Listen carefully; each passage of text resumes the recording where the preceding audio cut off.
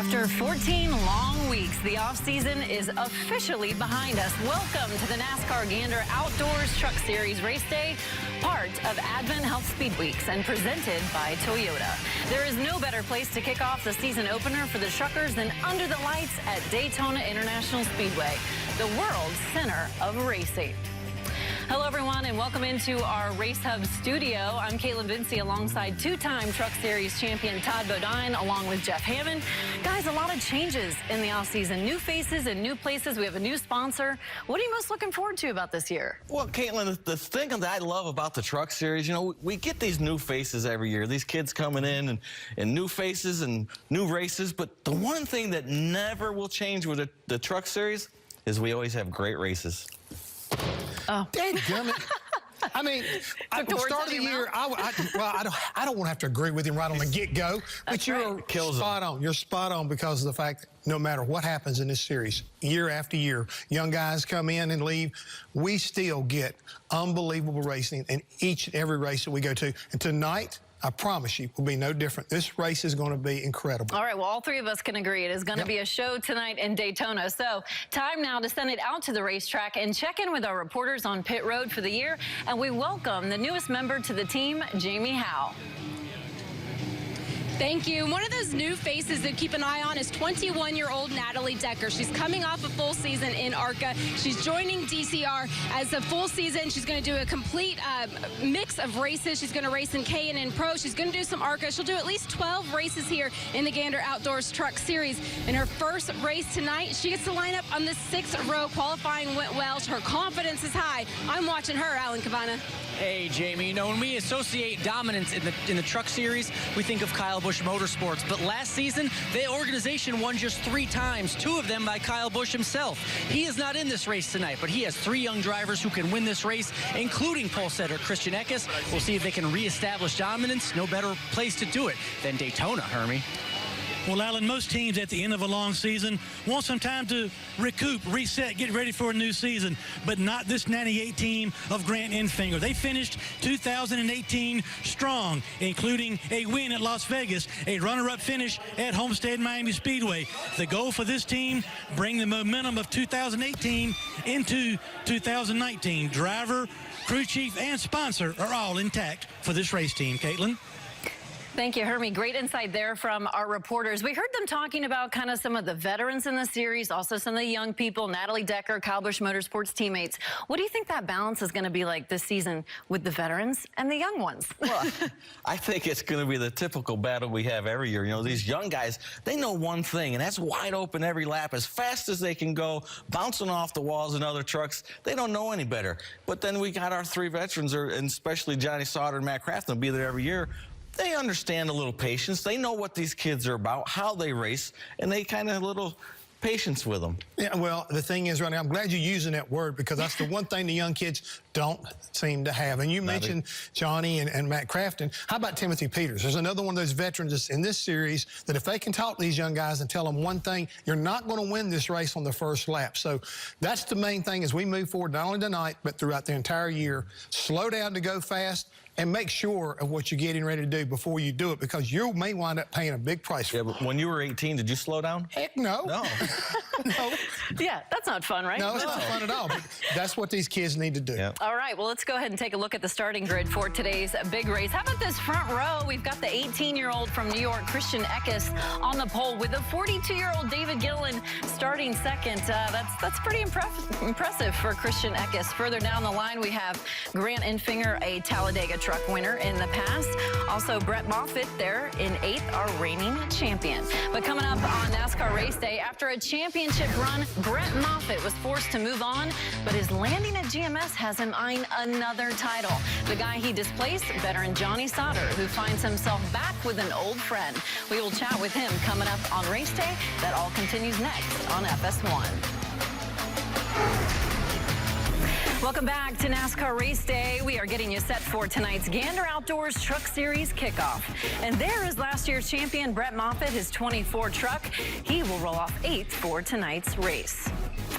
And last season, Brett Moffitt was able to achieve the goal every competitor sets out to accomplish, winning a title in one of NASCAR's top series. Our defending champion found himself out of a ride following the 2018 season. I sat down with him to reflect back on his title and the path that has led to GMS racing. Becoming a champion takes hard work, perseverance, the right people around you in life, and the will to never give up. Brett Moffitt is going to do it and win. Brett Moffitt is a NASCAR champion. And what does that kind of mean to you to know that your name, it's always going to be in the history books as a champion in this series? Yeah, it means a lot.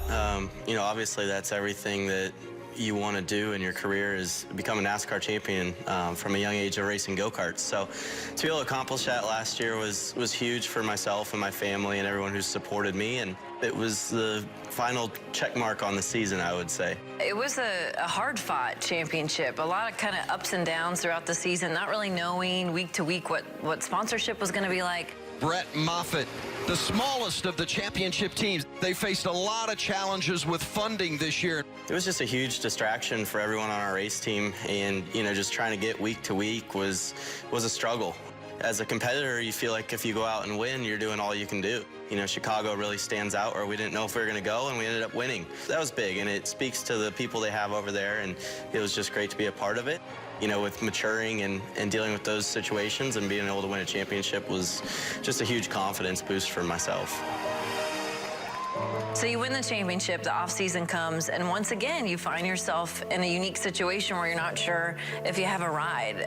Were you surprised by the chain of events for that? Yes and no. You know, the more you're around it, the less things surprise you, but obviously I was a little bit shaken up at first, you know, just coming off a highlight of my life. To being unemployed is not fun.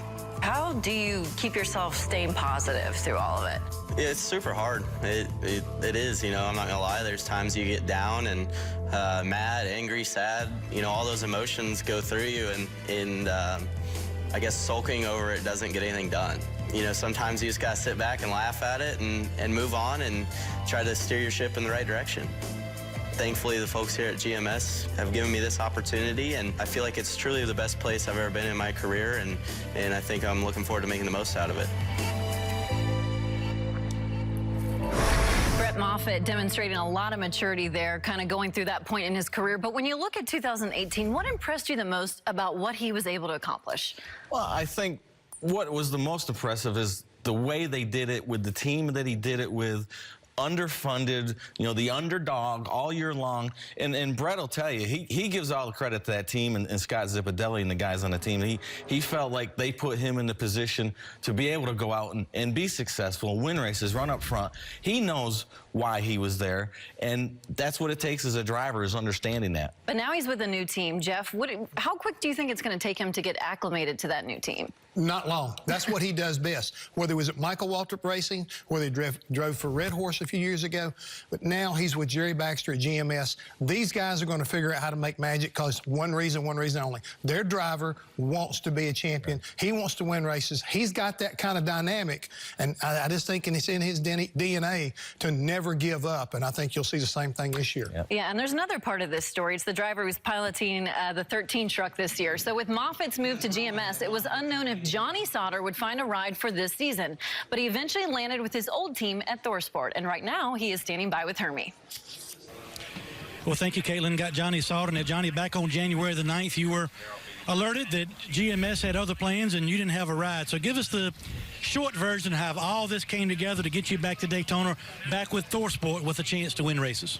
Yeah, no, I mean, honestly, it went pretty quick. So hats off to Duke and Rhonda Thorson for giving me a chance to come out here and do this. So goal number one is to get a forward in victory lane tonight, and you know, how it all worked out is history at this point. We're here, and we're going to run all year and try to win races and try to run for a championship. So we got 10 to Pet Care products on the truck, and I'm excited. This has been a good racetrack for me personally over the last couple of years. So yeah, I mean, Thorsport's good. Obviously, I got to put up with Crafton, but you can't pick everything in life, right? But no, it's going to be fun. We got a lot of fast trucks, and look forward to working with the guys tonight and see what we can do.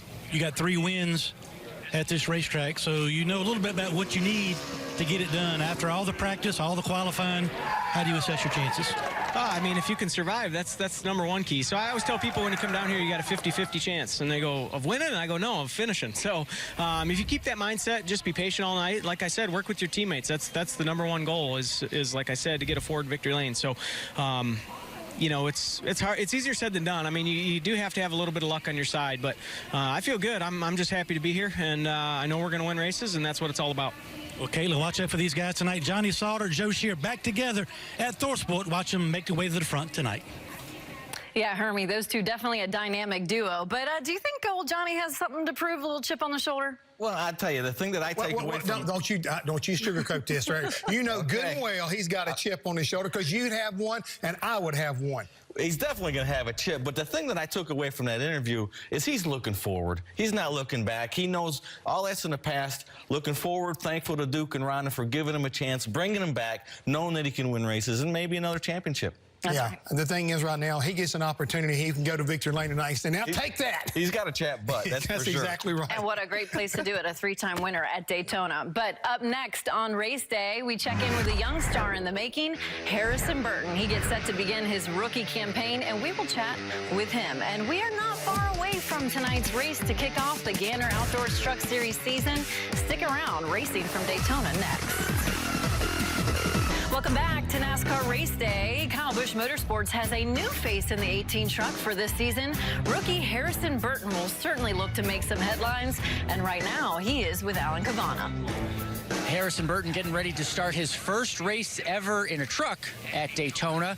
You never seem to show too many nerves, but what are you feeling inside? This is such a huge deal. Well, man, I'm excited to get this year off started right. You know, I've got a lot of time put into this sport, and ever since I was 5 years old, racing at little short tracks all around the country, and man, to race at Daytona and to make it here is so cool, and to have an opportunity to race for a championship with Kyle Busch Motorsports is makes me excited talking about it. So I'm ready to go. I'm ready to get it started and hopefully end up winning some races, and we'll start it off tonight. If you are going to succeed tonight, you're going to have to do it from the back of the field because of an engine change. How do you have patience but also be aggressive? This is a short race. Yeah, man, we definitely have to go quick. You know, it's going to be a short race, like you said. We're going to have to be going through the pack fast and be aggressive. So that makes it fun for me. You know, I kind of get to loosen the reins a little bit and go see what our truck can do and what I can do, and let's have some fun. So, you know, we're going to have to charge through the field, like you said, and I think that our truck is good enough to do so. We just got to be there and good opportunity to hopefully get stage points and get a win towards the end of the race. An 18-year-old with a loose attitude and a fast truck, Harrison Burton, trying to get it started off right. Thank you, Alan. That is for sure. But he said, I want to be aggressive and charge through the field. What do you think of that game plan? Oh, boy. You're shaking your heads. I don't like the way this boy's talking right away. You know, you hear him talking about being aggressive and charging through the field, and he doesn't realize that this truck race is not like that ARCA race last week. He's starting in the back, and trucks are too wide, and they're going to be too wide in the pack for the whole stage. It's not like they're going to spread out and you can make a pass. So he's going to have patience. And I know his crew chief, Mike Hillman, and his spotter, they're going to keep him under control. Well, the good thing about it is, Todd, when you really look up through there, he's got a great veteran in Timothy Peters that's going to be just a few rows in front of him. Ross Chastain, Brendan Poole, there's Mike Snyder. There's a bunch of good race trucks back there with him. So if they can get their little pack going, then maybe they can make some passes. But the key thing is you got stages coming up. They're going to keep closing the field back up.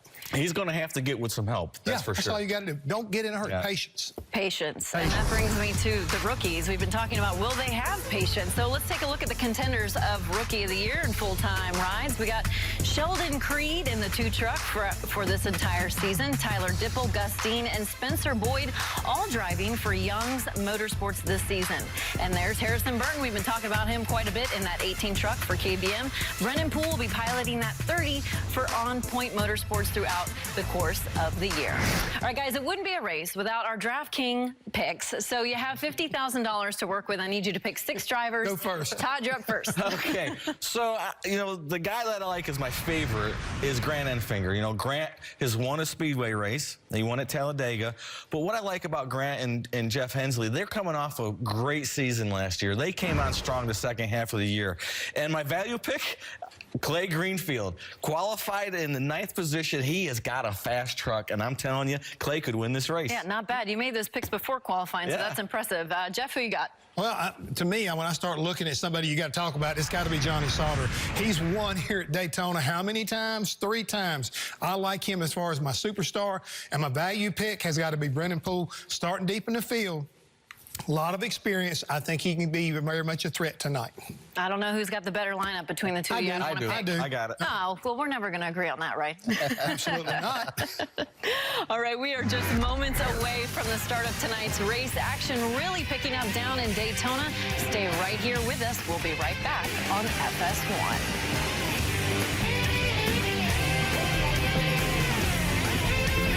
To race day, getting you set for the first truck race of the year. And there's a nice look at Daytona International Speedway, where all the action's going to be going down. Taking a look at the pole sitter, there's Christian Eckes, the 18-year-old, guys. He got the pole today.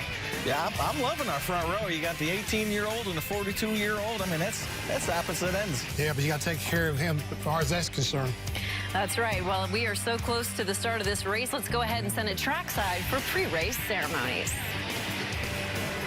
Ladies and gentlemen, at this time, we ask that you please rise and remove your hats as the Mainland Air Force Junior ROTC Color Guard presents our nation's colors.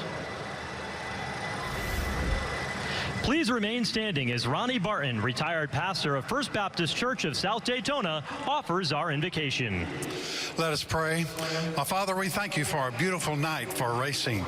We thank you for loving us. And Lord, may we love you with all our heart, our soul, and mind. Lord, we ask for protection for our military and law enforcement officers as they protect us. And Lord, give the drivers and the pit crews safety tonight. For it is in your name we pray. Amen. Here to perform our national anthem, please welcome Daytona Beach native Melissa Tenbrook. Oh, say, can you see by the dawn's early light what so proudly we hailed at the twilight's last gleaming, whose broad stripes and bright stars through the perilous fight o'er the ramparts we watched were so gallantly streaming, and the rockets regulate, the bombs bursting in air, gave proof through the night that our flag was still there. Oh, say, does that star-spangled banner yet wave o'er the land of the free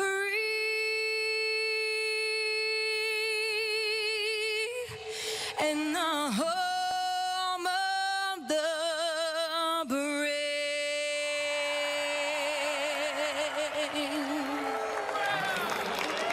Well, drivers are just one step closer to the starting of this race. Guys, what are you expecting to see here? No mistakes on pit road tonight. That may get you in trouble.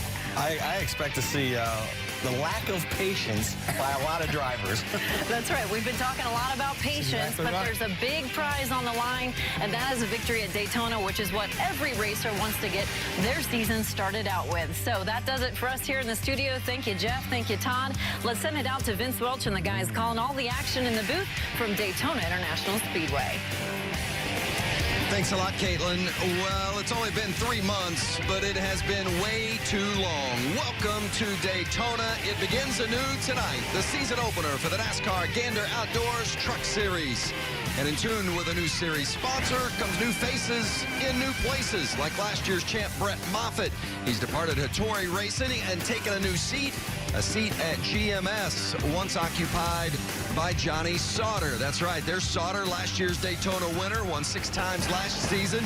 He's back home at ThorSport, where he raced from 2009 through 15. And the series has its veterans, but it's also full of stars in waiting, like a pair of 18-year-olds at Kyle Busch Motorsports who will hold the wheel full-time for the first time. Harrison Burton and his running mate Todd Gilliland. Their futures seem to be can't miss. For more great storylines on the grid, here's Alan Cavana. Hey, Vince, you know, Matt Crafton, he is a two-time champion of this series, but for the first time in 5 seasons last year, he did not win a race. That led to a lot of questions and tough feelings. All of that seemed to be erased, though, in just 2 practice sessions on Friday. They think they have a truck that can go up and catch the pack. They have a truck that can lead the pack, and they believe they have their best chance ever to get a win at Daytona. Matt Crafton trying to end a long winless streak here in the first race of the season, Hermie. Well, Alan, 20-year-old Natalie Decker makes her Truck Series debut tonight right here in Daytona. I just asked Natalie prior to putting her helmet on, what do you feel? She says, I'm nervous. I said, how about confident? She says, yes, I get confidence from my team. Frankie Kerr, her crew chief, experience as a driver and a crew chief, has really made things comfortable for her in and out of the truck. She'll try to win tonight from the 11th starting position. Now down pit road to the newest member of our broadcast team, Jamie Howe. Jamie, welcome. Thank you, Hermie. You know, making her first start in the series since 2010 is Angela Ruck. She tried to put truck racing out of her mind, and she just couldn't do it. So about 4 months ago, she sold some real estate. She brought that money to Nemco, and we will see her in this number 8 Silverado at least 5 times this season. What she now has to forget about is that she and her husband, Mike, are on baby watch as they eagerly await the birth of their adoptive son back in North Carolina. He's at full term, and Vince, that phone could ring any second. Well, first time we've had that storyline in a Truck Series race, but a good one, and we'll certainly keep following it as well. So privileged to be here with you tonight, along with Michael Waltrip, Phil Parsons. I'm Vince Welch. So many good stories to talk about it. We didn't even mention Christian Eckes, the 18-year-old who won the pole for tonight's race. More on that coming up. But, you know, we did talk about Brett Moffitt a little bit. Moffitt won 6 times last year, series champion, and really burst onto the scene in the Truck Series. Who's the star in waiting? Who's the guy that's going to make his name this season? I don't think it's going to surprise anybody when Stuart Friesen gets to victory lane. We said last year that he was going to get to victory lane. He didn't. He got close. He finished second 3 different times. He led almost 200 laps. I really believe that this is going to be the breakout year. You have to remember, this is a dirt guy. Didn't have a whole lot of pavement experience. He's not going to win a race this year, guys. Man, that's a risky guess there. He's going to win a lot of races this year. Okay, I'm with you. Well, I'm going to tell you a guy that I think will get to victory lane, and I don't think people are going to see this coming, and it's a 21-year-old from Alpine, California, Sheldon Creed. He had a few starts last year that didn't go well, but in the last 2, he was top 10 at Phoenix and then top 5 at Miami. So he finished out the year strong. I think this team, it's the potent GMS organization, I think they'll get a win this year. Now, I know it's just the season opener, but already you look at postseason ramifications with this first race. If you win this race, you basically guarantee yourself a spot in the playoffs. So a lot on the line already with just race number 1. How important is that? Well, I think all that's important, Vince. But the most important thing is this is Daytona. People spend a career trying to get to victory lane here. I never did it in coming here over 20 times. 3rd was the closest I got, Michael, but you felt that feeling of taking a trophy away from here. I worry about getting in the playoffs later. I just want to win Daytona. When you can put that on your resume, carry that trophy home with you, it's the best feeling in all of NASCAR. And it doesn't matter what you're racing. If you win at Daytona, it will be something you will never forget. Someone's going to enjoy that a little bit later tonight. Let's get the command. And now for the most famous words in motorsports, please welcome your Grand Marshal, Vice President of Sequoia Corporation, Glenn Herron. Drivers, start your engines.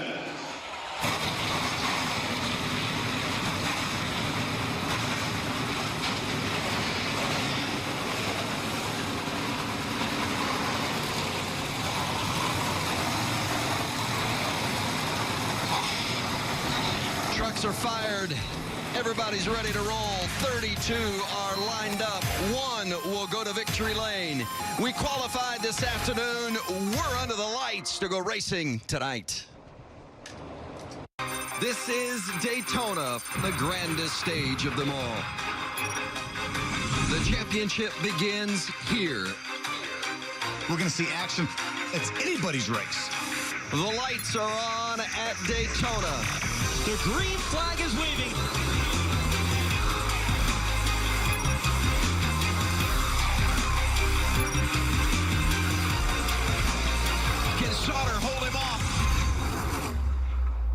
and Johnny Sauter is going to win the season opener at Daytona.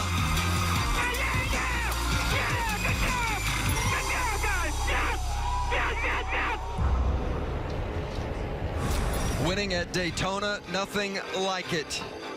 It's the 25th season for the trucks, the NASCAR Gander Outdoors Truck Series. Downstairs to Alan Cavana. Young Harrison Burton has to start this race at the back of the field because of an engine change. Crew Chief Mike Hillman Jr., you are tasked with preaching patience to an 18-year-old. How do you do that? We're not going to preach patience. Our Safe Flight Toyota Tundra is really, really fast and really good, so we're just going to try to go to the front the fastest we can, see if we can get there. You know, they pay stage points at lap 20, so we need to try to be there when it's time. That's a short time, Hermie. Joe Shear Jr., along with Johnny Sauter, back at Thorsport. You mentioned me over the weekend. Not a lot of time to put your hands on this truck, so how confident are you that you've got a winner tonight? Well, I got the two best in the business. I got Johnny Sauter behind the wheel, and I got Tab Boyd spotting, which is, we've been together for many years, so I got very much confidence in that. Didn't get to work with the truck a little bit, but, you know, the draft is a lot different story, and when you got the other two, I think we're going to be pretty good. We'll just see how we survive tonight. Johnny Sauter, a three-time winner here at Daytona. Jamie? Well, Scott Zipadelli and HRE proved last season that the number 16 Tundra is a championship-winning truck. But now with a new driver in Austin Hillsip, how much is this transition starting over versus moving on? You know, tonight is, next week will be the first place we really get to race at Atlanta. But right now, for us, it's just to kind of learn each other, learn, kind of get a feel for Austin and him get a feel for me and my lingo and so on. But, you know, a big challenge tonight is just to finish this race. Try to get through the first stage without getting tore up and work on our Chiba Toyota Tundra, try to get to the end and try to win a race. Austin said it's the chance of a lifetime, Vince. Yeah, if you can get to the end, you're going to have a chance, but there's a lot to go between now and the end. You see the trucks, they're on their pace laps. We're going to get the green flag from Daytona when we return. Good crowd on hand here at Daytona for the season opener of the Gander Outdoors Truck Series. And on the front row, an 18-year-old in Christian Eckes and the veteran 42-year-old David Gilliland in that 17 truck. What a job by Eckes in qualifying earlier today for his first career pole. Drives for Kyle Busch Motorsports. And the two KBM trucks qualified third and fourth with Todd Gilliland and Harrison Burton. Let's see if we can get a word with Harrison. Harrison Burton, it's Mike and the boys up in the Fox booth. You got trucks on the inside passing you.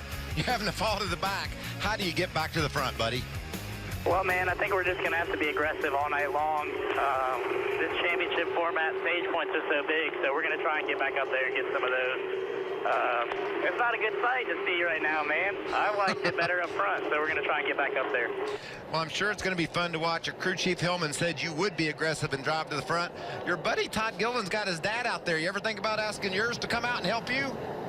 Well, it would be good help, but I think my dad is, he's convinced himself that he's done, but I'll try for you. That's awesome. Have fun, buddy. I can't wait to watch. Thank you, man. Appreciate it. I bet his dad's nervous enough just watching on television. If it was my kid out there, I would rather be out there than try to sit up here and watch. They had an engine change on Friday or Thursday. Yes. That's why they had to go to the back, by the way, as we take a look at our Gander's Outdoors track description. 2.5 miles, and numbers and words just won't describe this place. It's all about drafting. They're going to be 3 wide. They're going to be inches apart. This race is all about teamwork and trying to figure out how to get the draft. Yeah, let's take a look at our race analysis. This race is 100 laps, 250 miles, 3 stages, 20, 20, and 60. And you see our pit window 30 to 35, and that will come into play in that last stage. And we have 3 onboard cameras going to give us some interesting looks tonight. Yeah, we're going to ride along with Angela Ruck, making her first start since 2010. That's the Ruck Life onboard camera. That's the JJ Resources Chevy for Nemechek Racing. What about Matt Crafton? He's going to start 15th. He's never won at Daytona. He's a 2-time champion, but I got to tell you, his Menards Ford was strong in practice yesterday. He'll be fun to watch with that onboard camera. Well, let's ride along with our champion from last year. Brett Moffitt made the move over to GMS. He's the Plan B sales Chevy. He's going to be starting from the 8th spot, and he's going to have a visor cam. That's going to be fun to watch, guys. Perfect timing. Pace truck is off. Christian Eckes, the pole winner, is chosen the outside. The 2019 season, the Gander Outdoors Truck Series. Ready, set,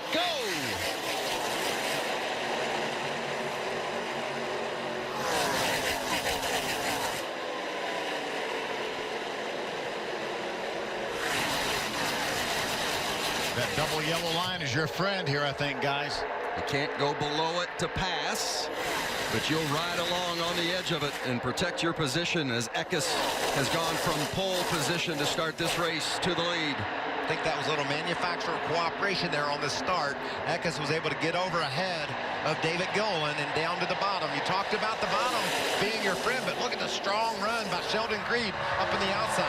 They were really organized. It looked like the 24 was pushing the two of Sheldon Creed. You can bump, you cannot lock on, but you can bump and help the guy go. Creed from the 6th starting position runs side by side with Eckes for the lead. And remember, Creed in that 2 truck, the ARCA Series champion from a year ago. Now, Phil, the more you push, the faster you go, but it's not allowed for the trucks to lock up like you said. And plus, it's a dangerous game. When those trucks are side by side, we got some issues here with the 28 of Brian Doza.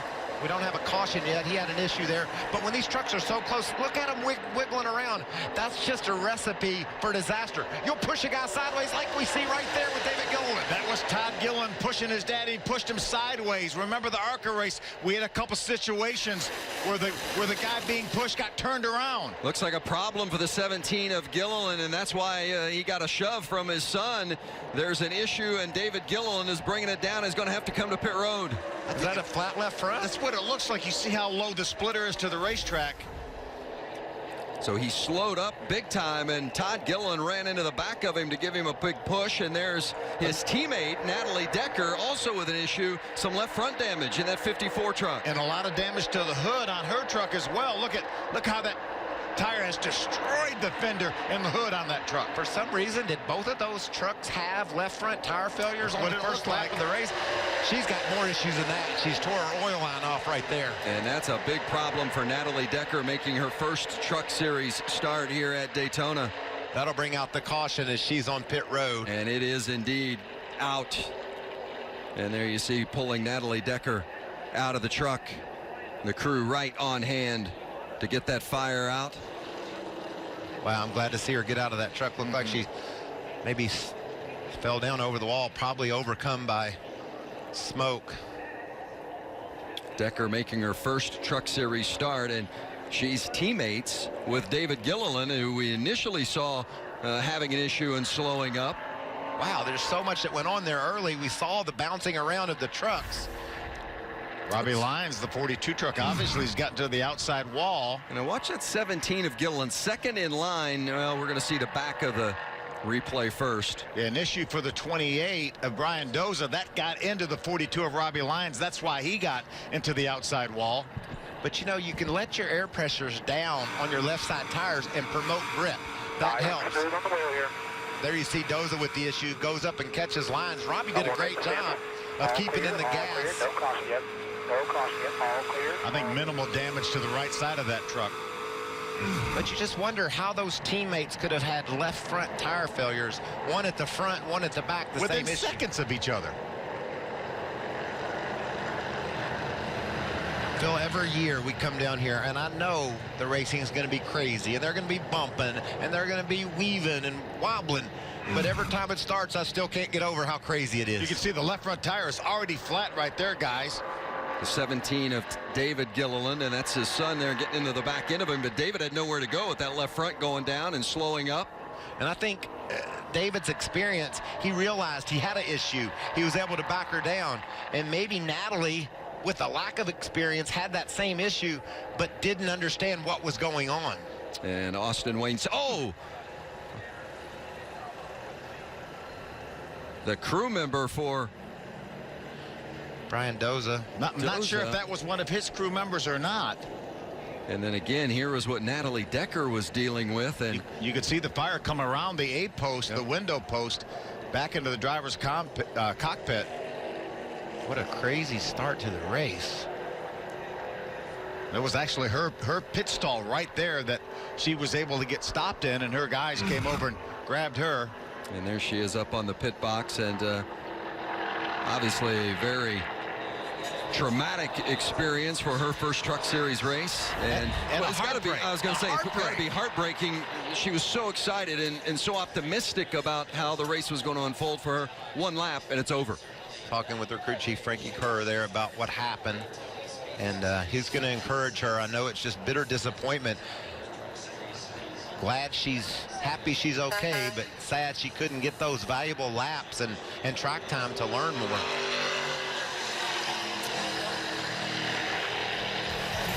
Well, we expect the competition to be hot, but this isn't what we had in mind. It has been a fiery start here in Daytona.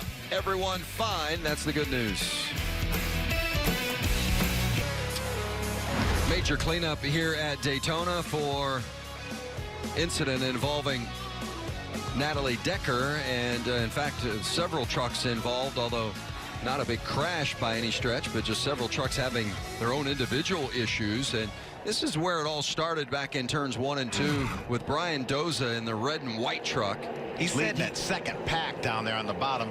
Looks like he cuts down her right front tire, goes up the racetrack, catches Robbie Lyons with nowhere to go. He makes some contact with the outside safer barrier. We got radio from Doza saying he ran over some debris, and that caused that tire to cut and go up the hill and hit Robbie Lyons. Lyons did a nice job of maintaining control of that truck. He will continue, but Doza unfortunately is out. Lyons did take some damage, but nothing too major, didn't seem. And Natalie Decker also involved, had some serious contact and damage to the left front. It looked like maybe from a flat tire, and you see that there was cut an oil line and created a fire for her truck. Yeah, and simultaneously her teammate David Gillen also cuts down the left front tire, running up in the lead draft. Amazing, 2 teammates, left front issues, first lap. Hermie. Yeah, Vince, I have not spoken to Natalie Decker yet. We're waiting at the care center for her to be released from here, but I did speak briefly to Frankie Kerr, the crew chief. Same story. They ran over some debris with the left front, broken oil line, and rest of it was collateral damage from there. But we'll get an update on Natalie once we get done here at the care center, Alan. I'm here. And same story on the 17 from crew chief Kevin Bono Manning. Says a piece of debris was the cause of the front left damage to both the 17 and teammate 54. Not really sure the explanation. Freak thing on the first lap.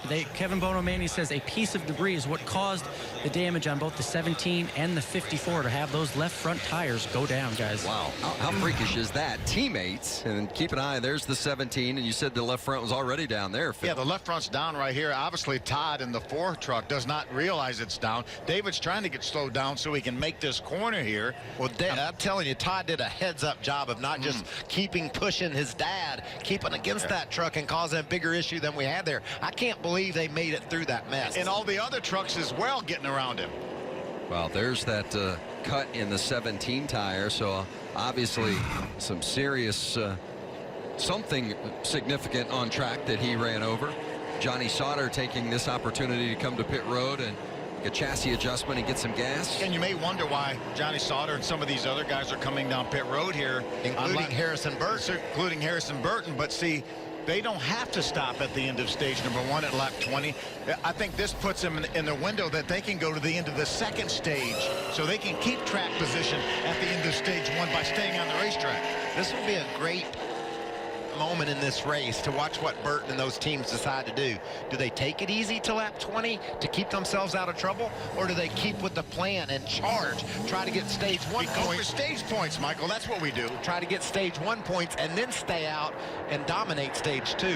Be interesting to see how aggressive they are. We saw the incident on track with Brian Doza and then on pit road as well as he's leaving. Watch the 28 here, and the crew member holding the jack come out. He just, there's no brakes on the 28 truck. Doza can't stop. The crew member wasn't aware of that, and he clipped him and knocked him over. I'm happy he had that helmet on, Jamie. Is he okay? Well, he's been taken to the infield care center. Was their jackman? They call him Billy. His name is William Rock. They said he's pretty banged up. They're not sure the condition at this point in time, but obviously everybody on the team, they had their heads down. A lot of sorrow, a lot of grief right now. Just one of those things where it's part of racing, but they wish they could have some luck on their side as well. Boy, it maybe got lucky that it wasn't worse than what it was. A scary situation on pit road in a couple of instances with Natalie Decker and also that crew member. A heck of a start to this race, huh? Wow. Well, and we always talk about strategy, and the early caution provided some strategy options, as you mentioned. Pace truck is off, getting ready for this restart. Sheldon Creed is on the outside to lead us back to green at Daytona with Brett Moffitt inside.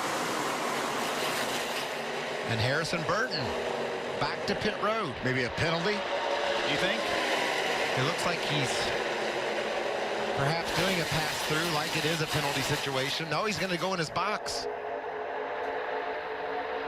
Wow. Maybe feels like he has a flat tire. They're going to put the left side tires on that Safe Light Toyota. So, but Burton obviously feels like he ran over something, or at least his tires, he had an issue on the left side, but that is again going to set back Harrison Burton. Wow, the unexpected that occurred here at the beginning of this race here tonight. Be interesting to see if Burton loses a lap. This pack is up to full song, and he's just accelerating off turn 2. They'll catch him in a hurry. Yeah, they can run 10 miles an hour faster in this draft than a single truck can by themselves. So if we go 3 or 4 or 5 laps, I think they'll probably catch him easily. Man, but I tell you, Phil, I don't feel good about going 4 or 5 more laps without a crash. These trucks are just so out of control. Look at them bobbing and weaving. They're not easy to drive. Sometimes these guys make it look easy, but with all this pushing and shoving, side drafting. There's Harrison Burton, who just came to a pit road. That's his left front, and you see definitely has run over some debris there. What a great catch by that 18-year-old Harrison Burton. Look at Friesen. He's up out of the pack. He's going 3 wide on the outside. That won't work. Aggression back in the pack. Inside. Couple more. Good flip back. Here comes the spotter at the back. He didn't find any friends up there in that 3rd lane, did he? Looked like a move that he thought was going to pay off, and it certainly backfired on him, and to the rear he goes. On board with Angela Ruck. This is what Natalie Decker was hoping to do, just riding that draft. Every lap is a learning experience for these young racers that don't have a lot of laps at Daytona. And Ruck's doing a nice job of hanging in the lead pack. The first 5 single file led by Creed. Got Moffitt, Eckes, Austin Hill, Austin Wayne Self in there as well. And then they go double file the rest of the way back. Meanwhile, Hermes at the care center with Natalie Decker. You're talking about the roller coaster of racing here in NASCAR. Great weekend in the ARCA race, great qualifying effort early into the race tonight. Any idea what happened to the left front tire? Yeah, I'm not really sure. It just went down, and then it started on fire coming to pit road. It's really heartbreaking. I really wanted to have a good finish here, but it is what it is. Yep. Flat tire, brake line busted, and early into the night for the 54th Natalie Decker. Natalie running a part-time schedule for DGR Crosley this season, and certainly a tough start to her opener. Talked about the strength of Sheldon Creed with that top 5 finish down at Miami to end 2018. He's picking it up and putting them down just like he did in South Florida here in Daytona. Yes, his teammate Brett Moffitt, the 24 right behind him. Remember, that's who won the race. GMS won the race here with Johnny Sauter last year. Right now running 1-2. Remember, this first stage, it's a short one, only 20 laps. We're more than halfway through the first stage, and there's some debris off the 42 truck, we understand. That's Robbie Lyons. So Lyons gets some contact and some damage to his truck in that Brian Doza incident earlier. Vince, that's well out of the groove. I hope we can stay green, because right now this is pretty sanitary for Daytona. For Daytona expectations, the way these guys are able to run side by side and not into each other. Like to see this continue. See that black and yellow number 98 of Grant Enfinger trying to lead that outside line. He hasn't lost a lot of ground. He's actually scored in the 5th position. So they're making pretty good ground with this inside line. Yeah, so the first 4 single file and then double file on back. And now there's Matt Crafton as you ride with, back in the middle of the pack. I think that's on purpose what you're seeing there from Crafton, the way he was laying back off of the trucks ahead of him, just giving himself a little bit of room for error in case something does go wrong.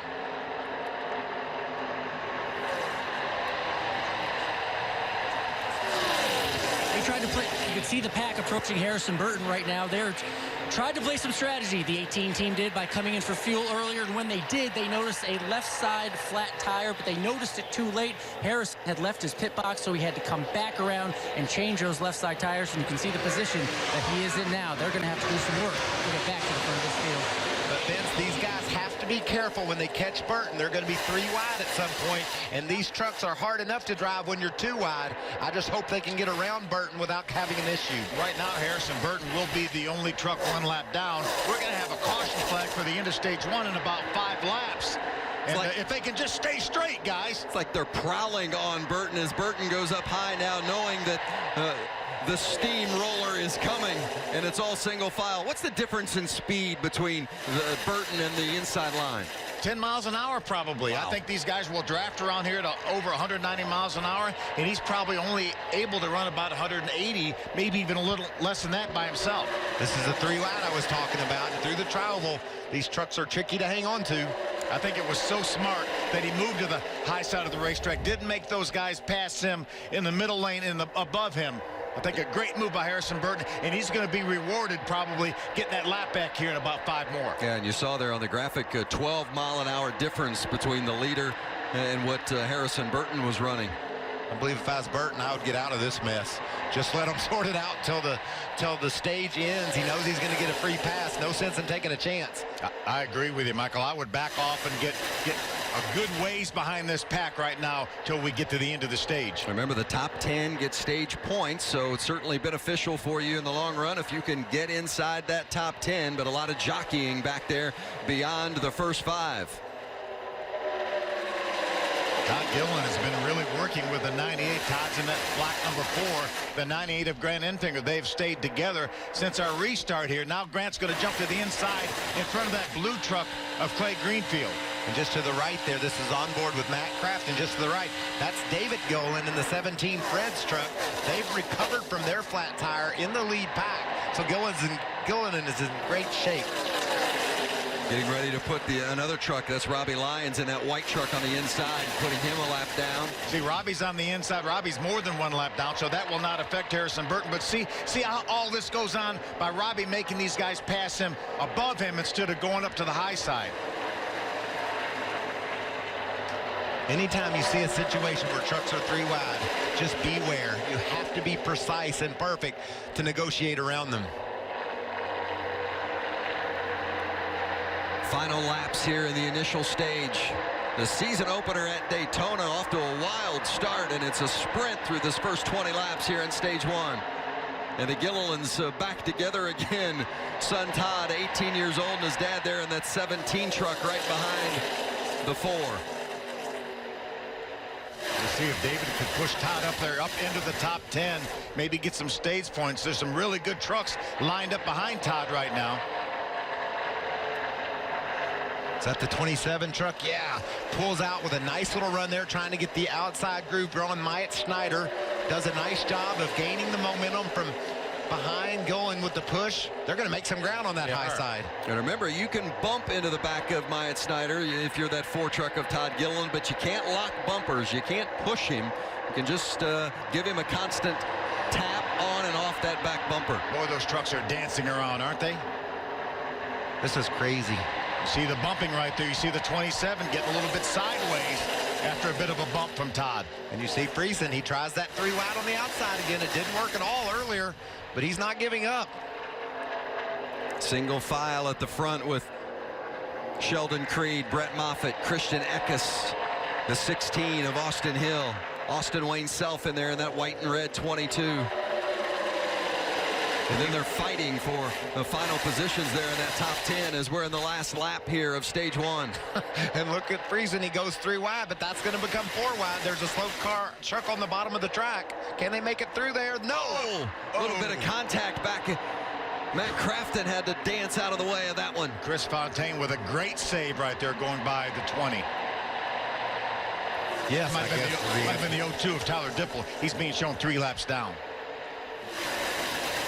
Through turn 4 here on the final lap of stage 1. Sheldon Creed trying to hold on to the lead. About 3 wide for second. Creed bringing it to the line. And Sheldon Creed wins the opening stage of the 2019 season. Wow. Great start to the relationship with Austin Hill and Shigeru Hattori with a 2nd place finish in this first stage. I can't believe the racing we see in the truck series. It's stage one. That's it. We got a lot more racing to go. Just 20 laps into it. Crazy start here at Daytona. Daytona tonight for the NASCAR Gander Outdoors Truck Series season opener. Stage one complete. Sheldon Creed, the stage one winner, and some interesting names on that list collecting some stage points. Todd Gillen managed to get one stage one. How about Brennan Poole, full-time this year for On Point Motorsports? Gets a couple points. Great stage for Clay Greenfield, hanging up there in the top 10. Mike Schneider with some nice moves as well. I hope the crowd is like me and catching their collective breath, because that was a crazy stage one that we just witnessed. How about that finish? We were 4 wide coming to the line. The first stage, obviously 20 laps. Stage two is 20 laps as well. And then the final stage is 60. No mistakes now on pit road, guys. We have some guys that could stay out if they choose to. Because some came during the earlier caution. David Gillen is one of those. Johnny Sauter, another, pitted back on lap number 7. I think they do stay out. I think they do too. You go 30, 35 laps on a tank of fuel here? Yes. And we add about another lap for each lap of caution that you can make it, and we've had quite a few laps. I think they should be comfortably able to make it from that lap 7 pit stop. If they were sitting up here watching like we are, I would do anything to be first. After that, it's just crazy. A little cat and mouse here, determining who might be coming and who might be staying out, but it looks like it's going to be a long line headed to pit road, led by the race leader, Sheldon Creed, and Hermie Sadler is there to greet the gang. Brett Moffitt was 4 laps short on fuel, 3 seconds of fuel only for the 24. He's already out of his pit stall. Jamie? Doug Randolph on the number 2 with Sheldon Creed, making very similar call. It's 3 seconds of fuel only, but it is very tight getting out of the pit stall, Alan. 51 on the bottom of your screen, Christian Eckes. A lot of encouragement on the radio. 2 left side tires for the 51 and some fuel for your pole setter. Jamie said how tight it was on exit, and watch what it cost Sheldon Creed. He has to just squeeze around the back of Jordan Anderson there, and watch the momentum he loses. Enfinger around him. He's having trouble getting his truck rolling. Cost himself several positions. How about those trucks going by him probably at about 45 or 50 miles an hour? Awfully close. Nice job, though, by Sheldon Creed to give Grant Enfinger some room. Well, that was a close one. Let's see if we can get Sheldon Creed's reaction to that. Sheldon Creed, it's Michael Waltrip and the boys in the Fox booth. Do you copy? What's that? I said it's Michael Waltrip and the boys in the Fox booth. Do you got a copy? Yeah, I got you. Well, Bud, that was a tight exit of pit road, but you did a nice job. How's the truck feeling? What's it like being out front at Daytona? Man, this GMS Racing Chevy Silverado's been pretty good so far. Get a little light off of 4 sometimes, but I'm not really good. Just trying to learn. Well, I didn't get to learn a whole lot there just because I was leading, but I'd like to see what I can do with the pack here and see what kind of runs I can line up. Just want to stay clean and be there at the end. Well, man, it's been fun to watch. You're doing a great job. I picked you to win this darn race, and there you are out front. Thanks for that. Simple, thank you. I was going to say, I thought he'd learn a lot. He learned he likes leading the race. Yeah. Sheldon Creed, the stage 1 winner. It was tight all the way. Find out. Begin with the pre-race show at 1 o'clock Eastern. Go racing about 2:30 on Fox.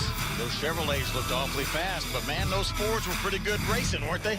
They were indeed, and tell you what, it's Daytona, right? I mean, Ford, Chevy, Toyota, throw them all in the mixer. I think you never know who's going to come out with it. And I'm feeling about the same way about this race, Vince. We've got a Ford up front, followed by a Chevy. Todd Gillen up in 5th with his Toyota. Toyotas were right behind them, too. Toyotas were dominant in qualifying, but this race has gotten turned upside down. Ben Rhodes drives the 99. Places like this, just make sure you plan ahead, especially when we're 2 wide there, maybe 3 wide. Just make sure you're planning ahead, make sure the truck's pointed well for the exit. That way we don't get in trouble over there. You know, you come off the corner in the middle or whatever, and you're pushing up into the guy outside, then it snaps on you. So make sure you're thinking ahead. For that's what I'm worried about. I've been lifting a lot in that area in the draft just to help counteract it. Rhodes, the driver, Matt Noyce, the crew chief, TJ Majors, the spotter. Hey, by the way, before we go back to green, Billy Rock, that crew member for the 28 truck, Brian Doza, Rock, the jackman that you saw earlier, gets struck by that 28 truck, awake and alert at the care center and being transported to a local hospital. That's good news for Billy Rock. That information that TJ Majors was sharing with Ben Rhodes is just shows you the experience and the knowledge that Majors has. That's going to help Rhodes throughout the night. Sauter on the inside, Moffitt outside, racing stage 2.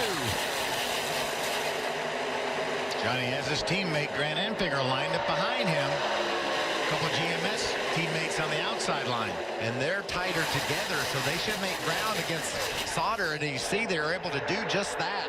The run on the outside, because they were tandem, made up a lot of ground on that start. Sauter, Enfinger, and Gilliland on the inside, while Moffitt noses ahead from the outside with Sheldon Creed on his tail. I love that view with those trucks coming at us as we get down into turn number 3.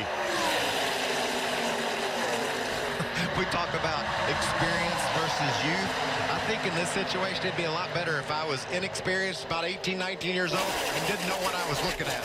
Because as I sit there and watch this, I just think they're going to crash every lap. How about that outside line? Going to get the advantage at the start-finish line with Brett Moffitt leading. Moffitt out front. Got his teammate behind him, though, and you see Moffitt doesn't want to go to the bottom. He could get to the bottom and take the lead and be safe on the yellow line, but he would have bailed on Sheldon Creed, his teammate, and he didn't want to do that. Stuart Freeze in that blue truck running in third on the outside line. Big wiggle from the 24 truck of Moffitt. That's Johnny Sauter on the inside of the 13. Oh, big crash. The 49 of Cicerelli involved in that. The 47 of Fontaine. Looks like the 02 of Tyler Dipple isn't in there as well. Tyler's had some issues. He was already 4 laps down.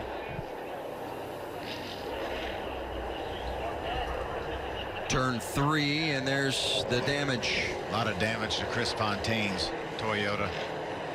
Looks like Cicerelli's going to be able to drive away if he doesn't get stuck in the mud. Looks like his splitter is gone on that truck, though. We always talk about Fontaine being a racer that can get to the front in these super speedway races, but that truck's a done. And that's a heartbreaker for Tyler Dipple as well, the 18-year-old from New York who running full-time this season, just really wanted to run all the laps, develop some consistency, and his night has come to an early end. Top of the screen, you see the yellow truck on the right started to go sideways ahead of him. Looked like Cicerelli not, oh, look at that damage, and then just nowhere for Chris Fontaine and that blue and yellow 47 truck to go. You could see the fire come out of the exhaust. He was off the gas for sure, but just couldn't get stopped in time. So the 02 of Dipple, the 47 of Fontaine, and the 49 of Cicerelli. And here's another look at it.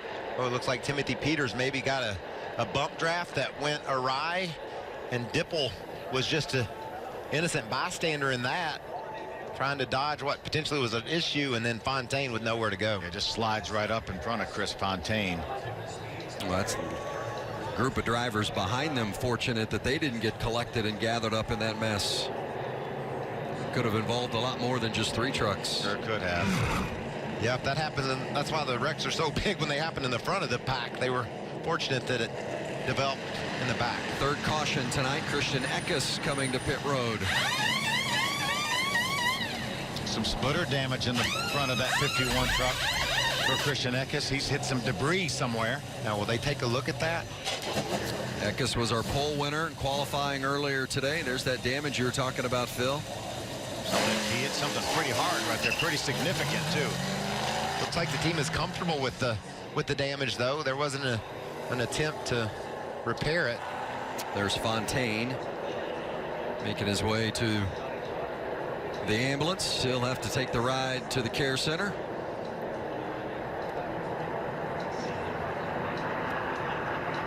Standard operating procedure, no matter whether you feel injured or not. If you're involved in contact, you have to go to the care center to be checked out. Halfway through stage 2. Caution at Daytona.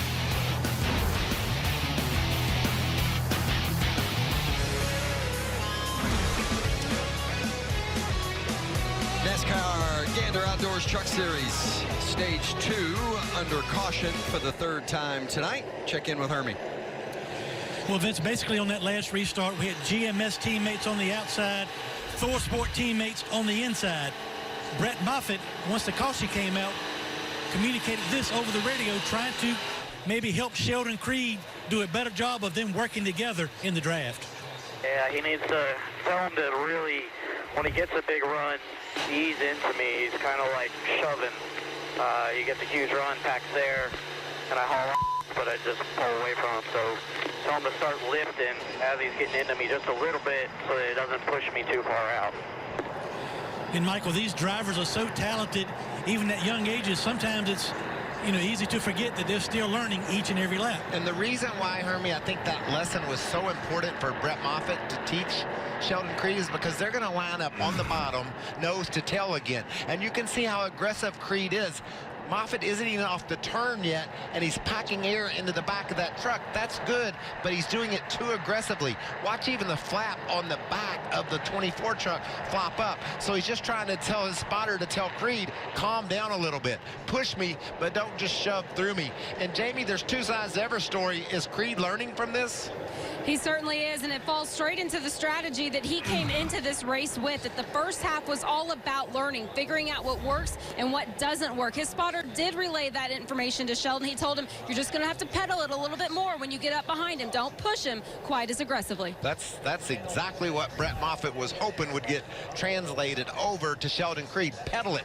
Get up there and just try to ease the air into me. Don't shove me so hard. Remember when you talked to him, he said, I'm glad to be back in the middle of the pack. I didn't learn as much being out front. Now he's learning those lessons. It's his first super speedway race. He can't be good at everything. Give the kid a break. Alan. And Christian Eckes making his second pit stop under this caution. The first time they put right side tires on. Expect them to top off once again. This seems to be more of a strategy call. They plan on pitting one more time after this. They may do a lug nut check as well, but this is only the top off and plan toward the end of the race. And you know, Phil, I love this. If you get off your game, you get stuck in the back, mix some things up, put yourself in a position to open your playbook up further. Maybe some more options with this stop here. And Rudy's not afraid to do that, too. Rudy Fugle, the crew chief on that 51 truck for Eckes. There he is right there. 4 owners championships and 22 wins to his credit as crew chief, and he's working with Christian Eckes and an assortment of drivers in that 51 truck this season. He'll have the boss, Kyle Busch, in it next week in Atlanta. Kyle Busch and Rudy Fugle working together. I'm going to go with Kyle Busch next week in Atlanta. You're going to go out on that big limb, huh? That big limb you like to go out on. Yeah, you and Phil are really taking some risks. We just step out of our comfort zone, don't we, Vince? I'll tell you what, we're not afraid. I can tell you're at Daytona. You're ready to take some chances tonight. And there's the boss, Kyle Busch. All wired into every truck on the track it looks like he could talk to. Just concerned about his 3, though. And what I love about Kyle Busch sitting there is anything he sees or hears, he knows. He's been there and done that. And he's going to be able to translate to his drivers exactly what he would like to see from them. And by the way, Robbie Lyons, who had to be taken to the care center after his contact treated and released. Pace truck will pull off here, and we'll go back to racing here in stage 2 with Brett Moffitt on the inside, Johnny Sauter on the outside. Big question will be, Vince, can we make it 7 laps to the end of stage 2 without some sort of incident? Back racing at Daytona.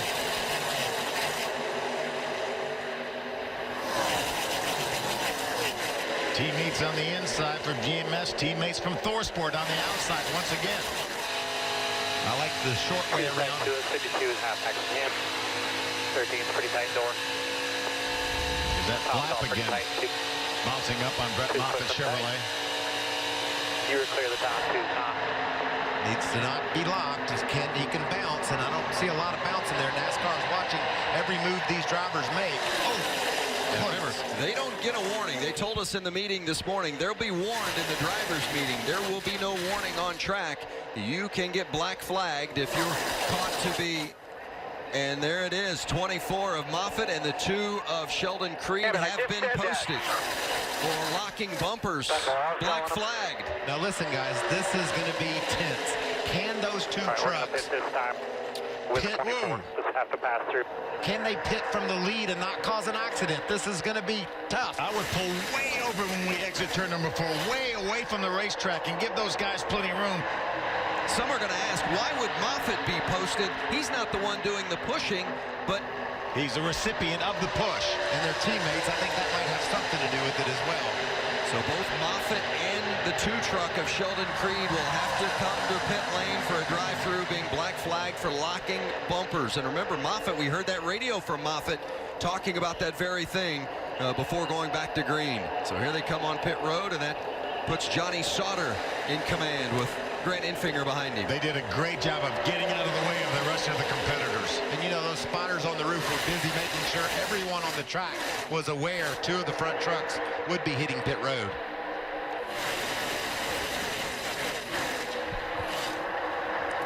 So the drive-through is complete, and now they get back up to speed, Moffitt and Creed. I don't think those 2 trucks will... I don't think they'll lose a lap. They have each other to draft off of. And they only lost a half a lap when by doing the pass-through and not stopping in their pit for service. Johnny Sauter, last year's winner, continues to lead. And we talk about not being able to lock bumpers, and there it is. You've got to be off that bumper. You can give him a bump, but you can't stay on it and push. And NASCAR has to make that call quickly. I think Creed did a nice job of getting against Moffitt this time, you know, without hitting him jamming hard. But once he got there, he stuck to him. You know, we talked about this is only Creed's 5th start in the truck series. Never been on a super speedway before. How difficult is it to not push, to back off of it, hit him, back off of it, hit him, back off of it? Oh, he's with you. There you go. Ooh, They're with you. A bump right to there. The top. There you go. Turn Johnny sideways. Keep him with you. Perfect. Oh, Johnny All sideways good. again. Big save. Forward with you. Here comes There you go. Friesen to the bottom of that blue 52 truck. I think if 52 with the help at the bottom. Perfect. if I'm Johnny Sauter, I want to be in front of Stuart Friesen. I'm not sure I like that 4 of Todd Gilliland behind me. He turned me sideways there a couple times. Just trying to help. He was just trying to help me. Gilliland had to burp it just a bit, and when he did, Friesen was able to pull up alongside. Now Sauter trying to protect his lead with 3 to go here in stage 2. That's risky, Phil, going from line to line, trying to block those runs. Gilliland to the outside. Sauter trying to block, couldn't get there in time. Now side by side again. That's a good way to get hung in the middle, and if that happens, to the back you go. I think Stuart Friesen really gave Johnny a break right there. He could have put him in the middle, made it 3 wide, elected to pull it back in behind Johnny. 2 laps left. 2 laps left here in stage 2. That is Todd Gilliland on the outside, Johnny Sauter on the inside, and right behind Gilliland is the 99 of Ben Rhodes. How about the 20 of Spencer Boyd up in that battle as well? Look at Spencer right behind the 99 of Rhodes, that blue number 20. Remember the coaching TJ Mazers was giving Rhodes earlier and how Rhodes was sucking that up? He's all the way up to the 2nd position. Second group, to my top 4. Tight on you. Johnny Sauter is fighting tight on you. to win this stage. Still tight on you. That's Eric Holmes, the spotter for the 4 of Todd Gilliland. Quarterback. The final lap in stage 2. Johnny Sauter in the 13. Big run on the outside by Gilliland.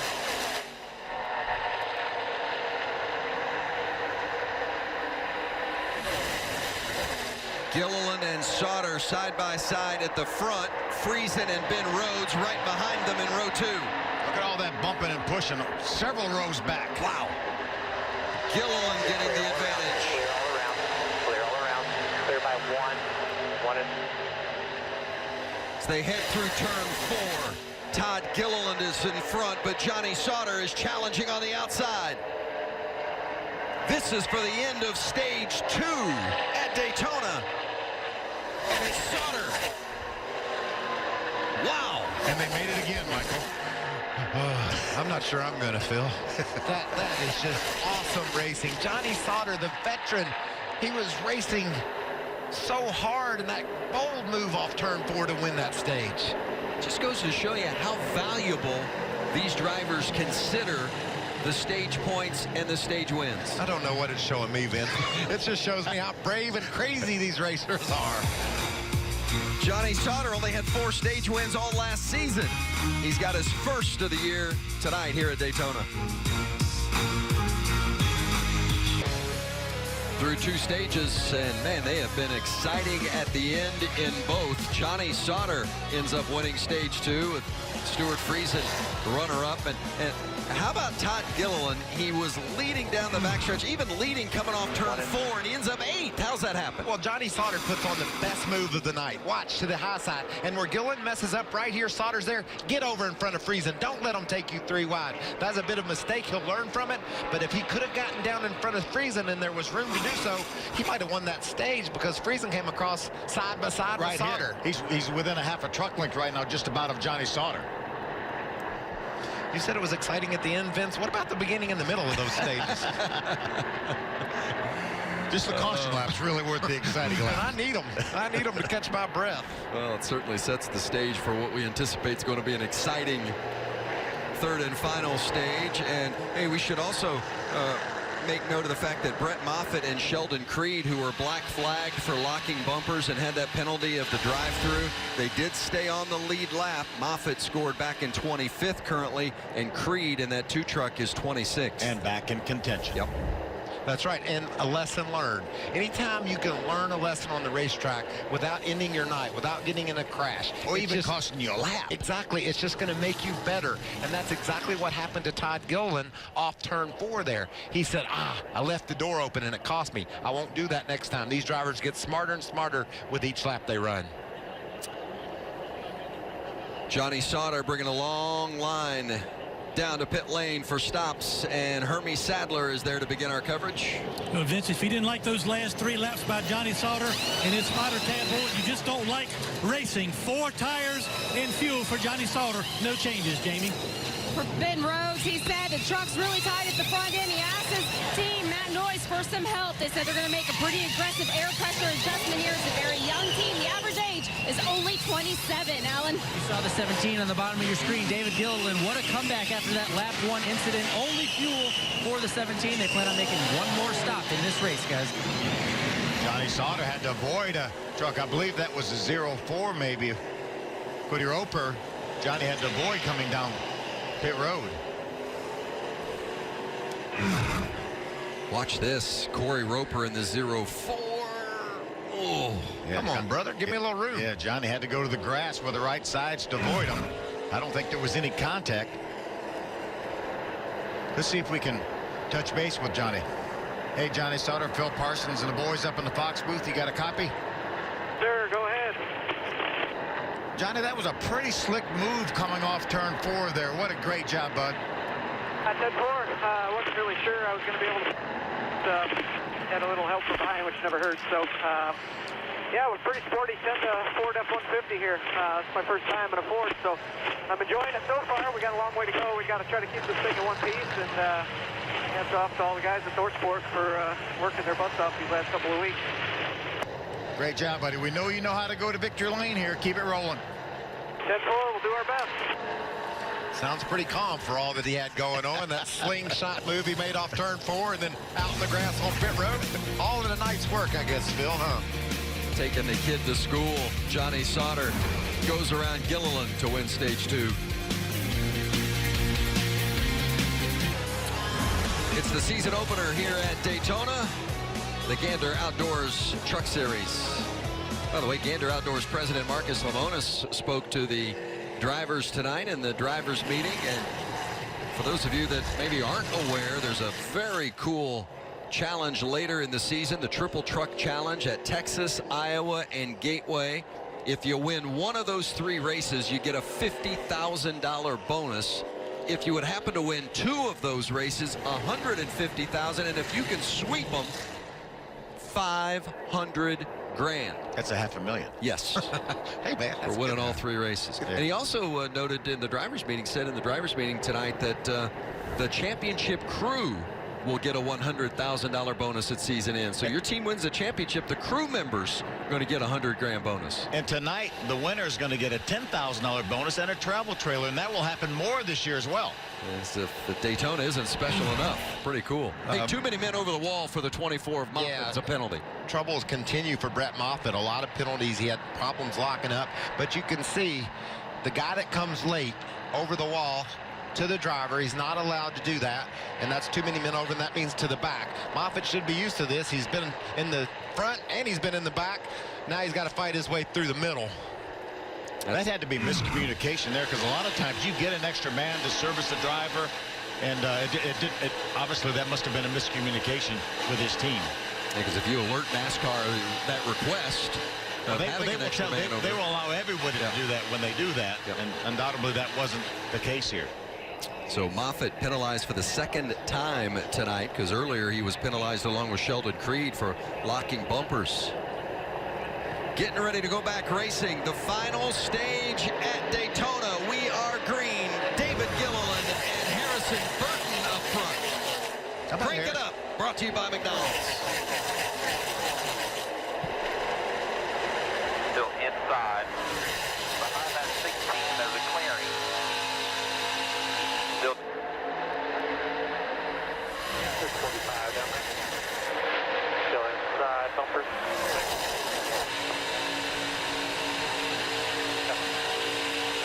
Nose the tail. Inside's going to be covered. 3's got a bigger under the 99 inside right here. 2x2. 3 wide. Still 3. Still 3. Still 3. On a 88 trying to build 3 top here. Got 4 with us now. I haven't seen that 3 wide outside work. Moffitt made a good run at it, but I just don't see him making progress up there, Phil. He's losing some of his health as well. They're not quite as organized right now as they were. How about father-son leading the field in the truck race here at Daytona? David Gilliland on the inside and his son Todd on the outside. They're fighting for the lead. They're not working together right now. They're fighting for the lead. This is so intense for these racers. We talked earlier to David Gilliland about how happy and proud he was to be racing with his son on the track, and all his son Todd could say is, I got to beat my dad. And they're pacing the field right now at Daytona. Can't be a better feeling in the whole world. How about that 18 of Harrison Burton right there behind David Gilliland, sitting in that 3rd spot? He started at the rear of the field because of an engine change, lost a lap because of a flat tire. Now he's in 3rd place. That 3rd line is really getting formed up now. You see Johnny Sauter jumped up there in front of Stuart Friesen to put the 30 of Brennan Poole, the white and orange 30, in the middle. Phil, if they get the 3rd line up there organized, I don't know if I can handle that. I could barely take 2 lines, and it looked like that top for a minute was making some ground, but the bottom's beginning to break away. Jordan Anderson in the 3, and that's Todd Gilliland there in the middle, getting shuffled back again.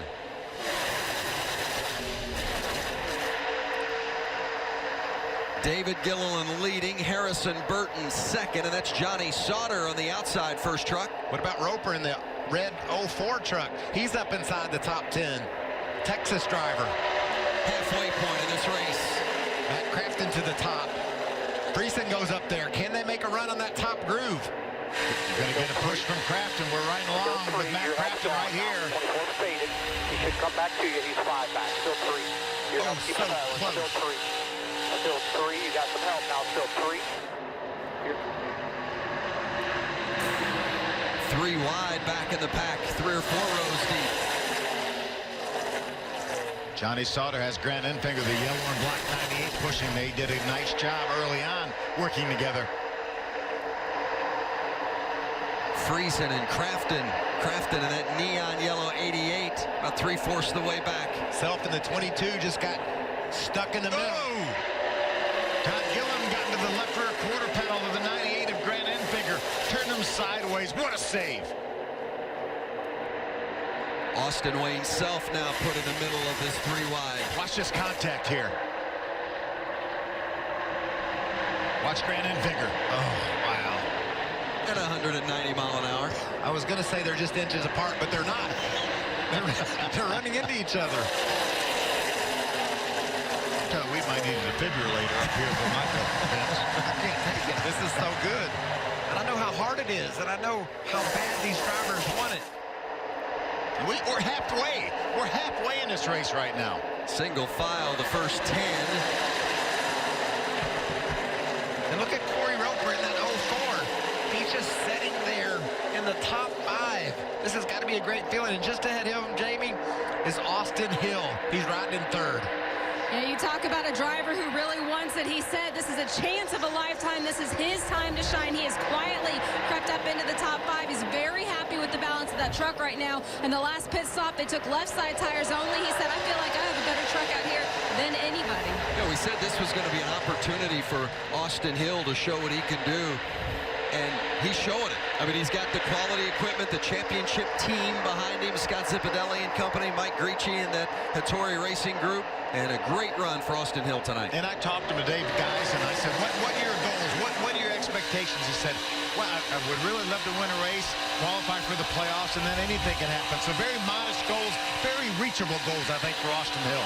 Well, and this is the driver he replaced. Brett Moffitt was the championship driver of that 16 truck last year. Now Moffitt in the 24 truck. The top 9 on track, all seeking their first win, and it is absolutely crazy. Don't go anywhere. You won't miss a thing. Action all over the track at Daytona. Number 13, Villanova is on a mission. Villanova coming out red hot. As Phil Booth and the defending national champs get locked and loaded for another title run, they face off with Shamari Ponds and St. John's. A Big East basketball doubleheader begins Sunday at 3 Eastern on FS1 and the Fox Sports app.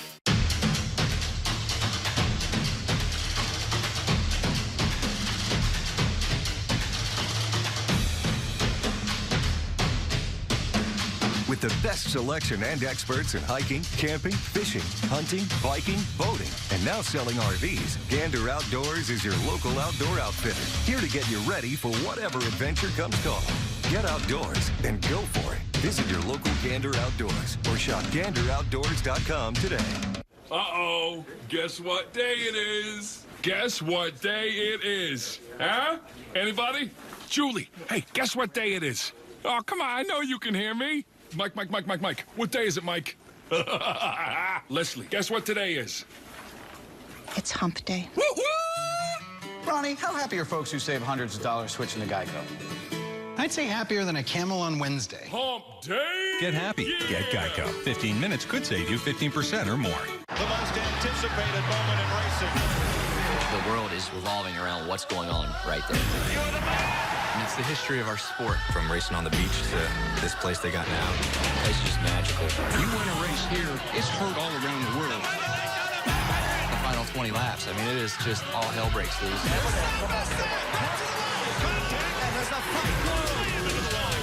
It's a great American race. Got no time left. Beautiful scene and a terrific tribute. Things change. A driver, a team, a track, even a season. But the racing, that never changes. Big crash, turn 3. And the reckoning. Checkers will wave for Brett Moffitt. NASCAR Gander Outdoors Truck Series.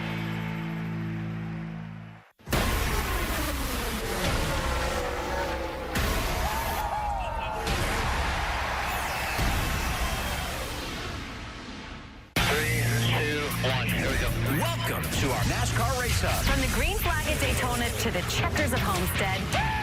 In the car. That close might get you on Race Hub.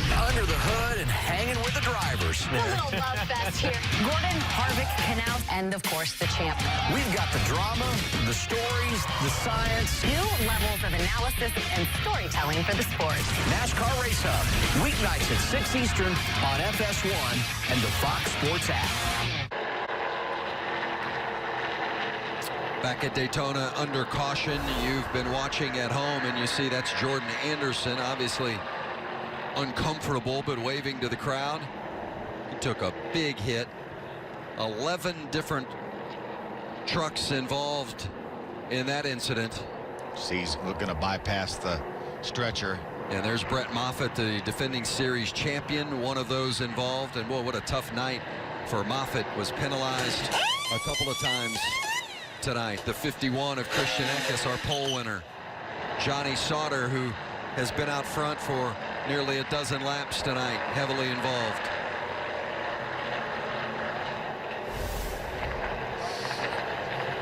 So many of the real good trucks in this race. Let's take a look here.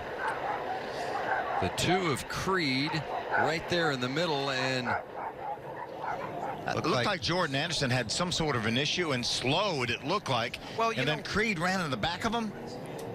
Not sure Sheldon Creed had anywhere to go. No, I don't think so either. Yeah, Jordan looked like the left front tire looks a little funny on that truck. Possibly maybe a left front tire going down. You know, Phil, he was running, Jordan was in the 5th position when they entered turn 1 and 2. We were on board the truck behind him, and there were sparks coming from behind the truck. I think maybe Jordan felt something was going wrong and pulled up. I don't know. Maybe trying to get out of the way. Moffitt, Sauter, Snyder, Gus Dean, Jordan Anderson, of course, Sheldon Creed, Grant Enfinger, Stuart Friesen, Austin Wayne Self, Brennan Poole, Christian Eckes, all with varying degrees of damage. I just don't think Jordan realized that the 2 of Creed was inside of him as much as he was. Came down a bit. Angela Ruck's just doing a great job running up inside the top 5. We're going to hop on board with her and watch all this materialize. There's Jordan when he went up. She filled that hole. Pass back in the mirror, nice and then look behind her. Wreck it behind you. Wreck it behind you. Caution wheel. From Brett Moffitt's view. Brett Moffitt got hung in the outside.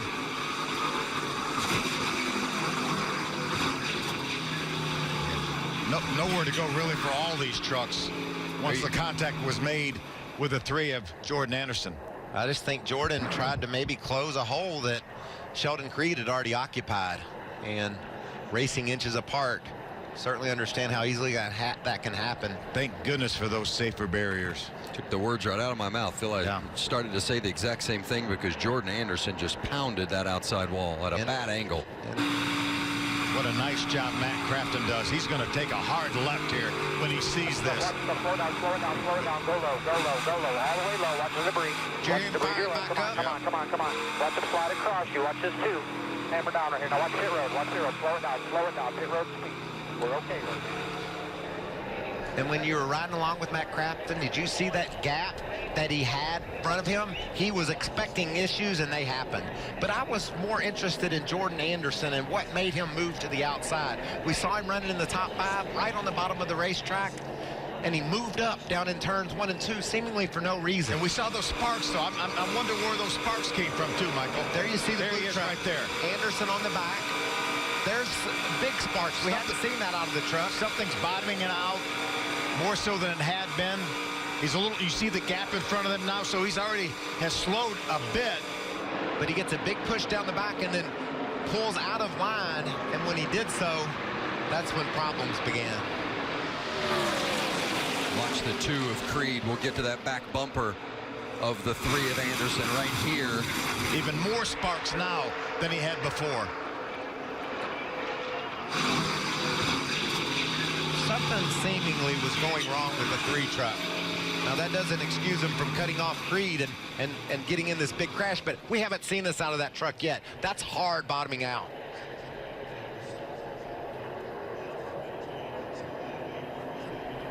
But despite that, when he got on the straightaway, he had this big push from Angela Ruck and was able to drive around the trucks on the outside, Sheldon Creed. And then that caused the issue when they got to turn 3. Yeah, that was turn 1 and 2 right there when they were side by side.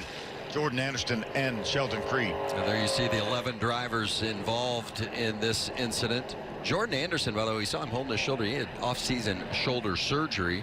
So it was certainly looked to be in a fair amount of discomfort, but it was good to see him waving to the crowd and walking to the ambulance.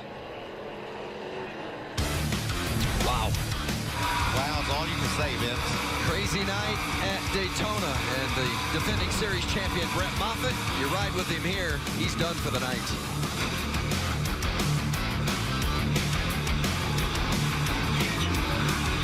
What a beautiful night here in Daytona. The NASCAR Gander Outdoors Truck Series.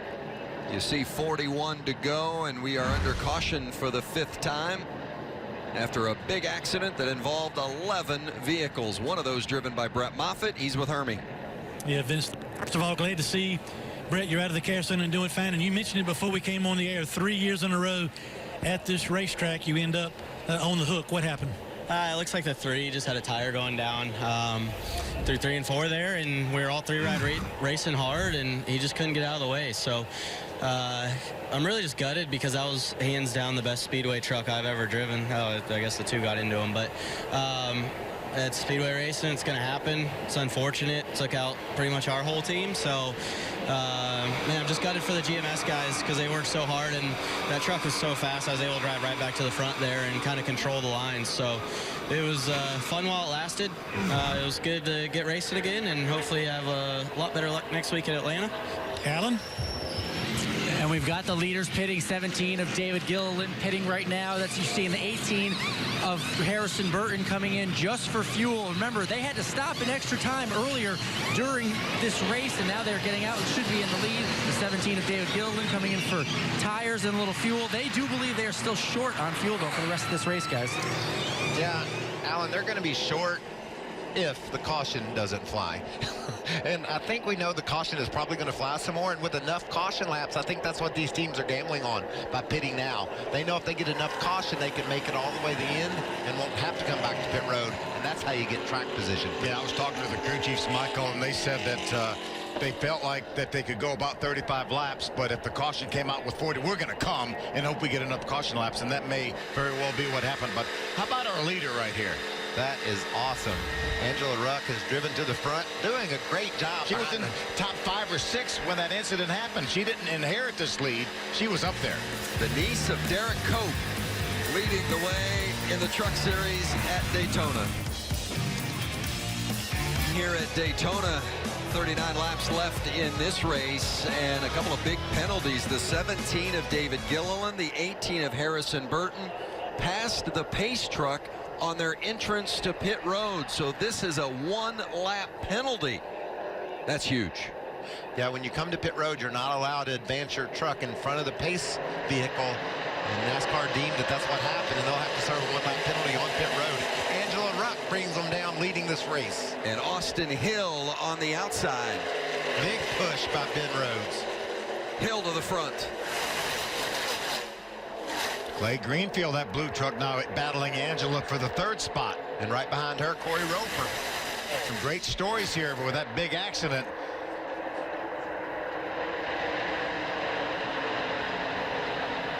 And you see David Gilliland being held for that 1-lap penalty. The truck's now just going through turn 3. That's got to seem like an eternity sitting there on pit lane. They're going to lose that lap and a lot of track position as well. Back in the Crafton was able to avoid that crash, did a nice job down pit road.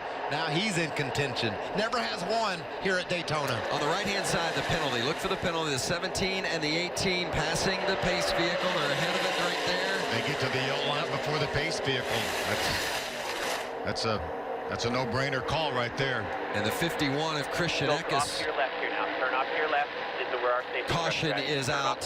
So a big crash. In the big crash, he suffered heavy damage. Obviously lost a right front tire there, or a suspension maybe a ball part. joint or Exactly. something like that. Yeah, the majority of that damage, almost all that damage, was previously done.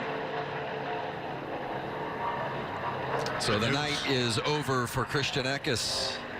Good news for those trucks that pitted on that last caution. These are the caution laps, Michael, we were talking about. Eckes was the pole winner tonight, and there's Johnny Sauter, last year's race winner here at Daytona, going to the garage. So that's Burton. A big yellow for Harrison Burton, Mike. Yeah, that'll put him back on the lead lap. He gets the free pass. He was ahead of David Gilliland, so Gilliland will remain a lap down, but Burton again right back in contention. We saw Jordan Anderson take that big hit at the beginning of that accident previously involving those 11 vehicles. He's with Hermie. Yeah, right, Vince. No other way to describe that. A big hit for you. Glad you're out. You all right? Yeah, I'm all good. Just thankful these race cars are built safe. That's probably for me the hardest hit I've ever had in my career, and just hate the night ended the way it did. You know, we had a really good run going. I heard the second group had jumped up there and tried to get up there and link up with them, and the closing rate was just too big. I hit there in the left rear and just kind of along for the ride at that point. And, you know, doing my own program this year, more than anybody, I hate tearing race cars up, and it hurts me to see that many guys get caught up in that and killed our race car. And we had a really good night going. We just kind of really laid back there the first 2 stages and just tried to do our own thing. And I thought we put ourselves in a good spot to jump up to the top 5 there, and just didn't time it too right and just got in a bad spot. But so thankful for all the fans and all our partners that make this happen. We had FVP and Bomb Reed Automotive Group continue their support of us this year in Lucas Oil. And, you know, last year was my first year as a team owner, and we're going to try and do it again this year. Wish we could start our season off with another top 10 like we did last year, but just thankful we're okay here. We saw some sparks out of your truck, as you can see, through turns 1 and 2. Prior to the issues that you had at the other end of the racetrack, do you have any warning of anything else that may be going wrong? Yeah, you know, we hadn't run up on the high side all night. We were on mainly the bottom the entire night, and jumped up there into 3 and bottomed out. You know, we just had never run up there, and I bottomed out real hard, and I think that's what slowed the truck up as much as it did and allowed that second group to catch us like they did, and just didn't expect the closing rate to be as much as it was, and just didn't time it right. So, I apologize to all those guys that got their stuff torn up. And for my guys, I mean, this is a setback for us. We only got one super speedway truck, and that thing had really done well for us last year. So thankfully we've got a little bit of time until Talladega to get this stuff fixed up. So we've got our Atlanta truck put together, and we're going to go dig hard and hopefully rebound next week with a better finish. So thank you guys for all your support, and we'll be back at it. Glad you're okay. Thanks, Hermie. Appreciate it. Indeed.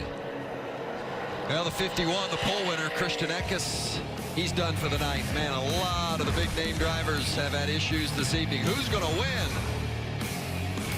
From the restart, Austin Hill and Ben Rhodes will lead us back to green when we get there, and it has been some kind of night. The big 11 truck accident really did the most damage, but it's knocked out about half the field is remaining, and there's some names as we kind of scroll through the top 10. There's some names we're not used to seeing in the top 10 right now, and I tell you what, it's setting the stage for maybe a surprise winner. But we said at the pre-race, expect the unexpected here at Daytona, and that's what we're getting. Totally. We talked about these caution laps really helping a lot of the trucks that pitted on lap 60.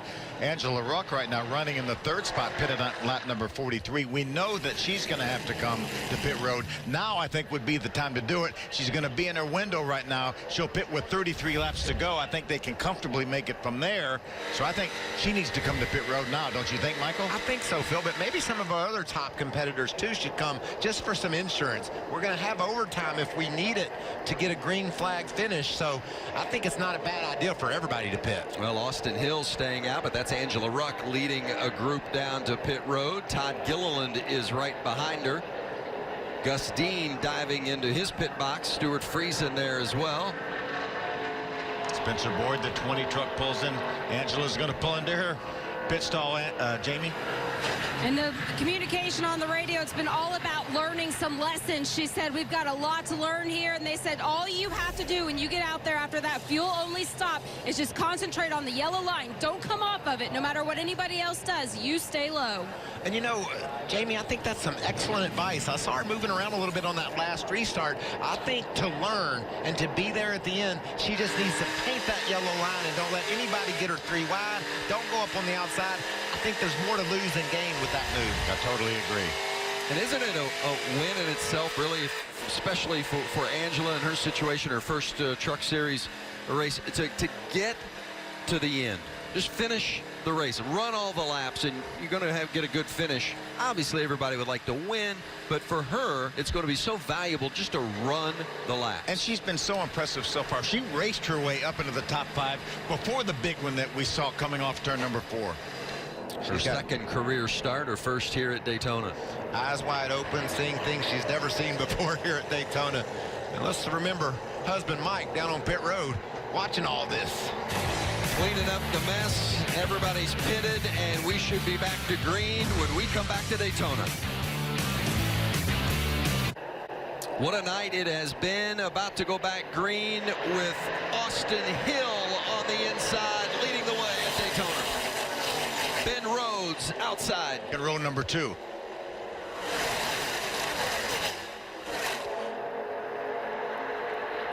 How about Joe Nemechek there, that black 87 outside 3rd row. We know that he knows how to go to victory lane at a place like Daytona. How about Corey Roper, as you said, Phil, in that red truck right behind Austin Hill? Started 25th tonight. Had never been to this racetrack before in his life until he came here on Friday or on Thursday for practice. A lot of good equipment that he purchased from Brad Keselowski and doing a great job with it. The 41-year-old racer, short track racer out of Texas, comes to Daytona, and he's certainly put himself in a good position here tonight. On board with Matt Crafton. That's Roper right in front of him. You can see when you haven't been to Daytona before, it's a rough ride around this racetrack, and I think Matt Crafton is watching with a keen eye on the moves that Corey Roper is making. He's not familiar with that red truck, so I think he really is making sure he gives him an extra inch or 2 of space. There's been so many times that Matt Crafton has had a good truck and he didn't get to the end for various reasons. You know he's got a little bit gun shy. Our pole winner, Christian Eckes, he brought out that last caution, and he's with Hermie. Out of the Care Center, a couple issues after sitting on the pole tonight. What eventually put you guys out? Yeah, I mean, we fell back there on that pit stop. I think we had a gas can stick or something. And, we're on our way back to the front, and then we got in a crash there. I'm not really sure what happened, but you know, we caught on fire a few laps after that. So disappointing end of the day, but I'm really proud of my Sirius XM guys. They brought me a really fast Toyota Tundra, and we'll move on to the next one. Ultimately, an issue on pit road put him in the back of the pack. Cost the team tonight. You know, Phil, if I'm Corey Roper in that 04, I'm going to ride that yellow line. He is wandering up off the bottom and having to jerk that truck around. That's going to cause him to crash. There's nothing to gain from not just painting the yellow line. He's inexperienced. That's a good way to get respect from Matt Craft and the other competitors. He needs to keep that baby low and hold the line. Michael, I think he's having a hard time keeping it down there. I think that truck's jumping around a little bit for him. That's Ben Rhodes on the outside of Roper. Austin Hill in the 16 leads the race. Clay Greenfield in that bright blue 68 alongside the neon yellow 88 of Matt Crafton. 4th and 5th. I would be a little bit hesitant if I'm Ben Rhodes to side draft very much on Corey Roper, the way that truck's dancing around a little bit. What about the way the season's starting off for Hattori Racing? That team has come to play. Championship organization leading Daytona with a new driver behind the wheel. And what a statement that is for that team. They lose their championship driver, Brett Moffitt, and yet they stay together as a team, almost the entire organization remaining the same. They put a different driver, Austin Hill, in the seat, and right there they are in the front with 27 to go at Daytona. Rhodes pulling up alongside of Austin Hill. Ben Rhodes going for the lead. Clay Greenfield's going to pull up, give a little bit of a push to Ben Rhodes if he can.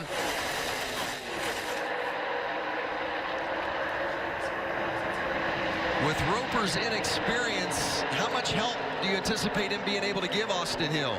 Not a lot, and I don't think that truck's really fast enough. We haven't seen him pull up on the back of the 16 truck. There's been that gap between them, so I don't think he's getting the pushes from behind like Greenfield's able to give Ben Rhodes right here. Watch this outside line go. And while we watch it, Hermie checks with Johnny Sauter. Yeah, Vince, really good to see all these drivers coming out of the Care Center. Stage 2 winner, Johnny Sauter, you guys caught up in that accident. Made a valiant effort on pit road. What ended up being too much to overcome for you guys? Yeah, no, the motor mount's bent, and then obviously that put the motor mount in the steering shaft, and I just couldn't drive it. I knew I was going to hit the wall when we went back to green, but I was like, what the hell, we'll see how far we can go. But Ford F-150s are tough, but you know, at 190 miles an hour, some things that you can't prevent. So just proud of everybody at ThorSport, all the guys back at the shop, body hanging guys, just everybody, paint shop. Just, you know, we had decent speed. I made a poor choice out there and lost some track position. So at the end of the day, if there's anybody to be mad at, it's myself. So, you know, you put yourself in a position where people they just can't hold the steering wheel straight. They're zigging and zagging all over the place, and you try to avoid that by staying up front. And but anyway, we had good speed, and we'll work on it and see where we go from here.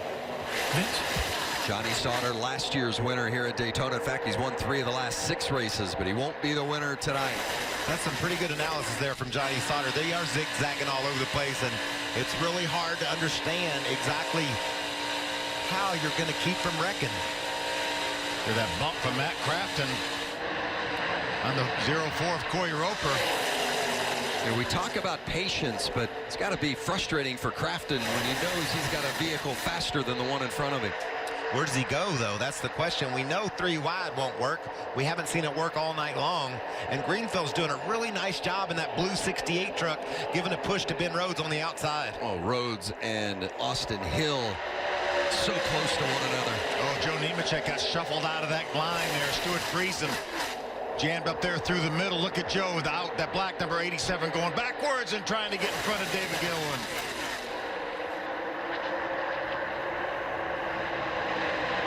Not much room to maneuver. Ben Rhodes inching ahead of Austin Hill, but Hill giving nothing. Right back comes Austin Hill, and that's 16 on the inside. We got some of those trucks racing for this lead here. The 52 of Friesen, the 12 of Gus Dean, the 4 of Todd Gilliland. Oh, Roper's around he goes. Wow, unbelievable that it was just Corey Roper involved in that. How did he not collect others? Lost it on his own right there. The great run for Corey Roper comes to an end. Looked like he had a tremendous momentum through the center of turn 3 and 4. Really gained on the back of Austin Hill and was pushing Hill off of turn 4, and the front end just went up the banking. And I think you're going to see that was a recipe for disaster. I think as soon as he got a little aggressive, pulled right up to the bumper of Hill and really hadn't spent much time tonight on that bumper, and it's good to see Roper climbing out, but you can almost see the frustration through the visor from here. And the tremendous disappointment not getting to the end here. Came up about 23, 24 laps short. David Gilliland will get the free pass and back on the lead lap. Harrison Burton, who was penalized, is back in the top 10 again. It's been an up and down night for that team, huh? Flat tires, penalties, laps down. I think you'll see, Vince, this truck gets some great momentum through the center of turn 3 and 4 and is right on the back of Austin Hill, pushing a bit, and when he comes off this turn, just the inexperience of not knowing the nose was going to be light when he exits the corner because of being right on the back of the 16, and the truck just goes around. And I think then he grabs the steering wheel when that truck goes high right there. He grabs the steering wheel, turns a little bit left, and that's all it took.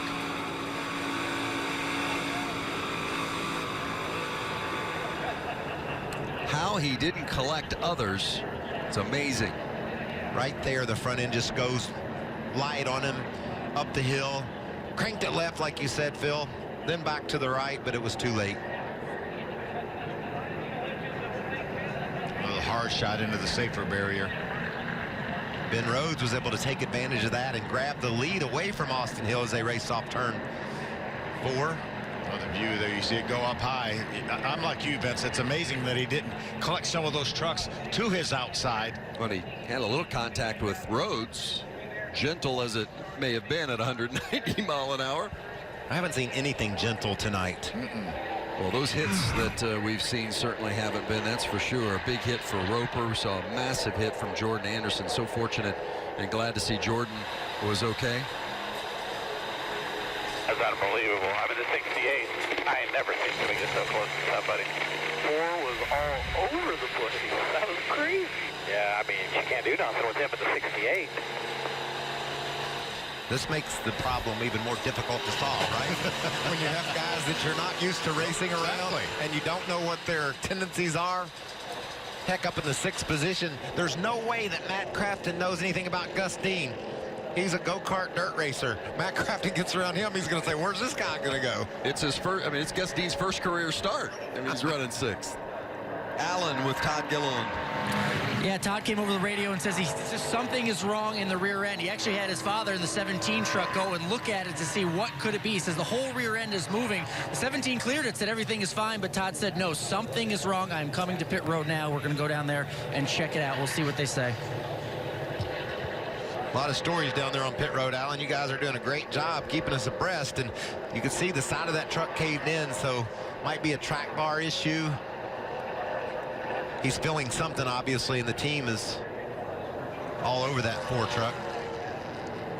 They're going to go ahead and put some tires on it. Maybe hope against hope that maybe there's a tire out of balance or something like that.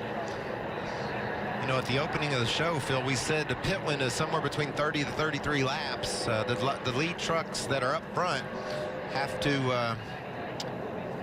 go about 40. Yeah, but look, we've had a lot of cautions lap since that pit stop, so there's a little bit more insurance here every one of these caution laps. What a night it has been. You know it's not going to be anything but exciting to the finish.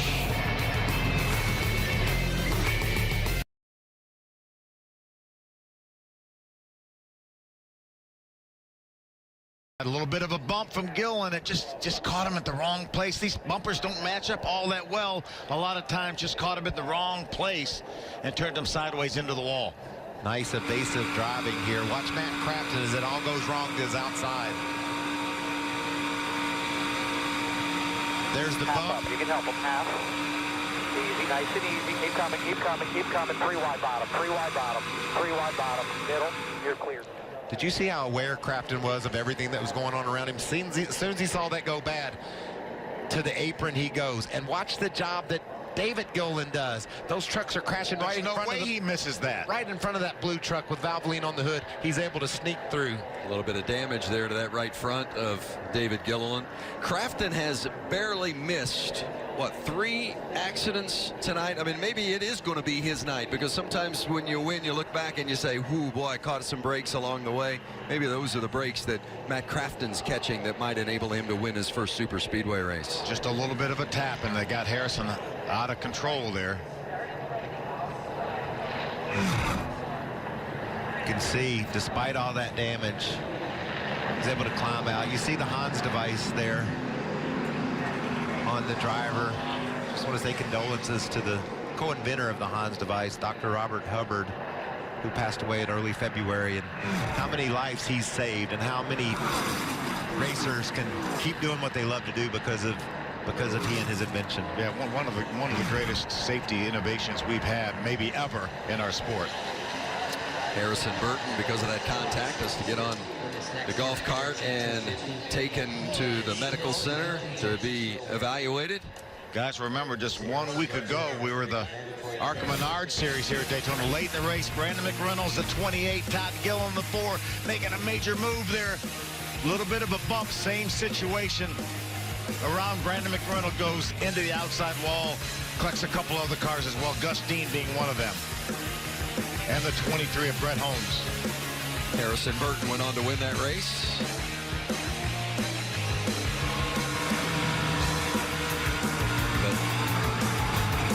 That's Gus Dean right there, a victim of circumstances. Man, those ARCA cars put on a great show, don't they? They just sure race do. so close and so tough. Allen. It's just good to see Harrison Burton out there right now. It took him a long time to answer on the radio when his spotter and crew chief were calling after that wreck. And when he finally did come on, he just said how hard he hit and that he was in pain. And so it was just good to see him going to the infield care center right now, Jamie. Well, for Angela Ruck, she just had to make an unscheduled pit stop, a trip down pit lane. She was having an issue with the engine overheating. They brought her in, put the hood up. They had her turn it off, cycle through the power. They were happy with what they saw, and they got her back out there.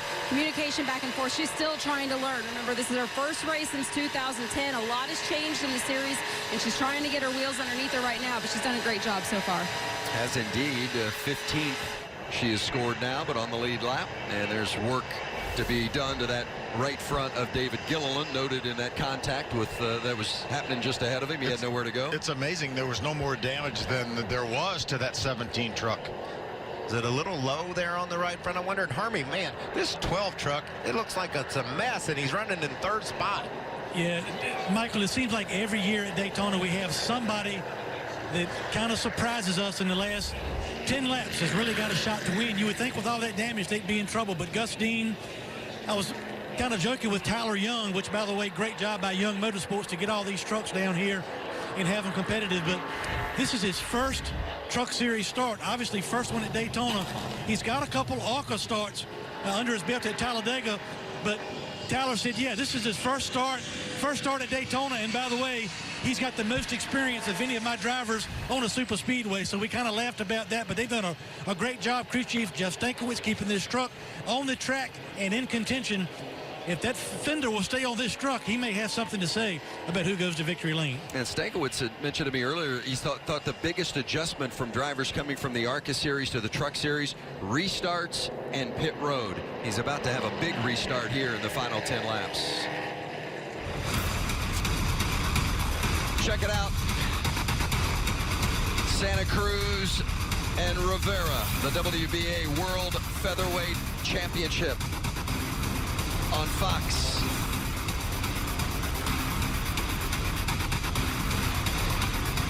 Premier Boxing Champions.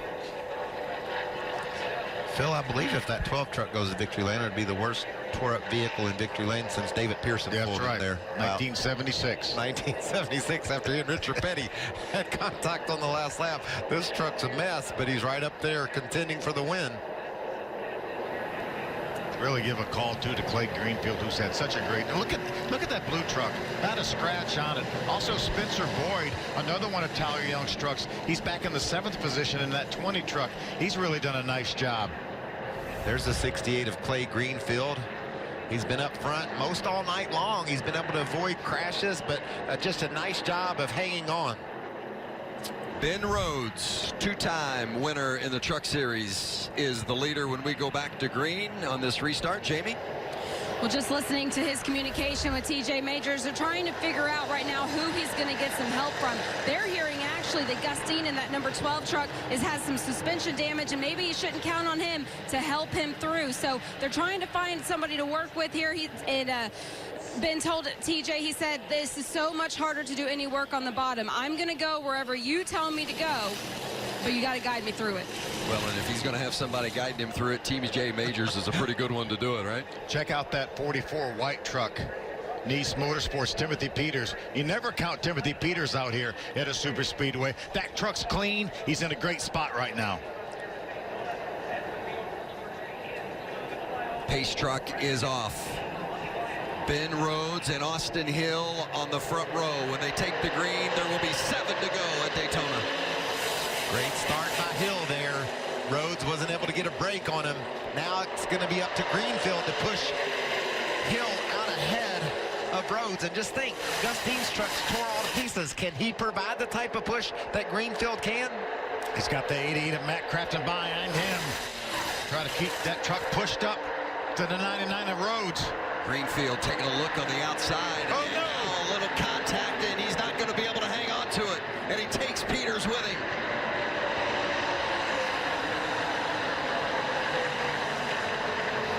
Greenfield got out of line, took a little peek, and then See if you can get it rolling here. All good. lost the handle on it.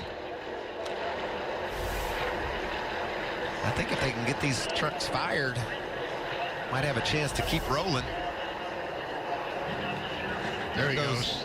Timothy Peters, he knows that. I don't think there's a lot of damage. You see a little bit to the left front fender there. Left front tire's flat. A little damage to the right front corner as well. That looks minor compared to Gus Dean's truck. Hey, the Friends of Jacqueline. We'll get to that here in a moment. Let's go to Hermie on the 52. Yeah, as soon as that caution came out, Trip Bruce said we got a left front tire flat come to pit road, so good call to get him in without making another lap. Potentially that tire coming apart and causing more damage to the 52, so good break for these guys come in to get 4 tires. Yeah, he's been caught out 3 wide a few times, Hermie. You can't say Stuart Friesen hasn't given it 100%. He goes where there aren't. Sometimes tonight, that just hasn't worked. And those 4 fresh tires may give him a little more maneuverability here when we go back racing. We're not going to have a whole bunch of laps left.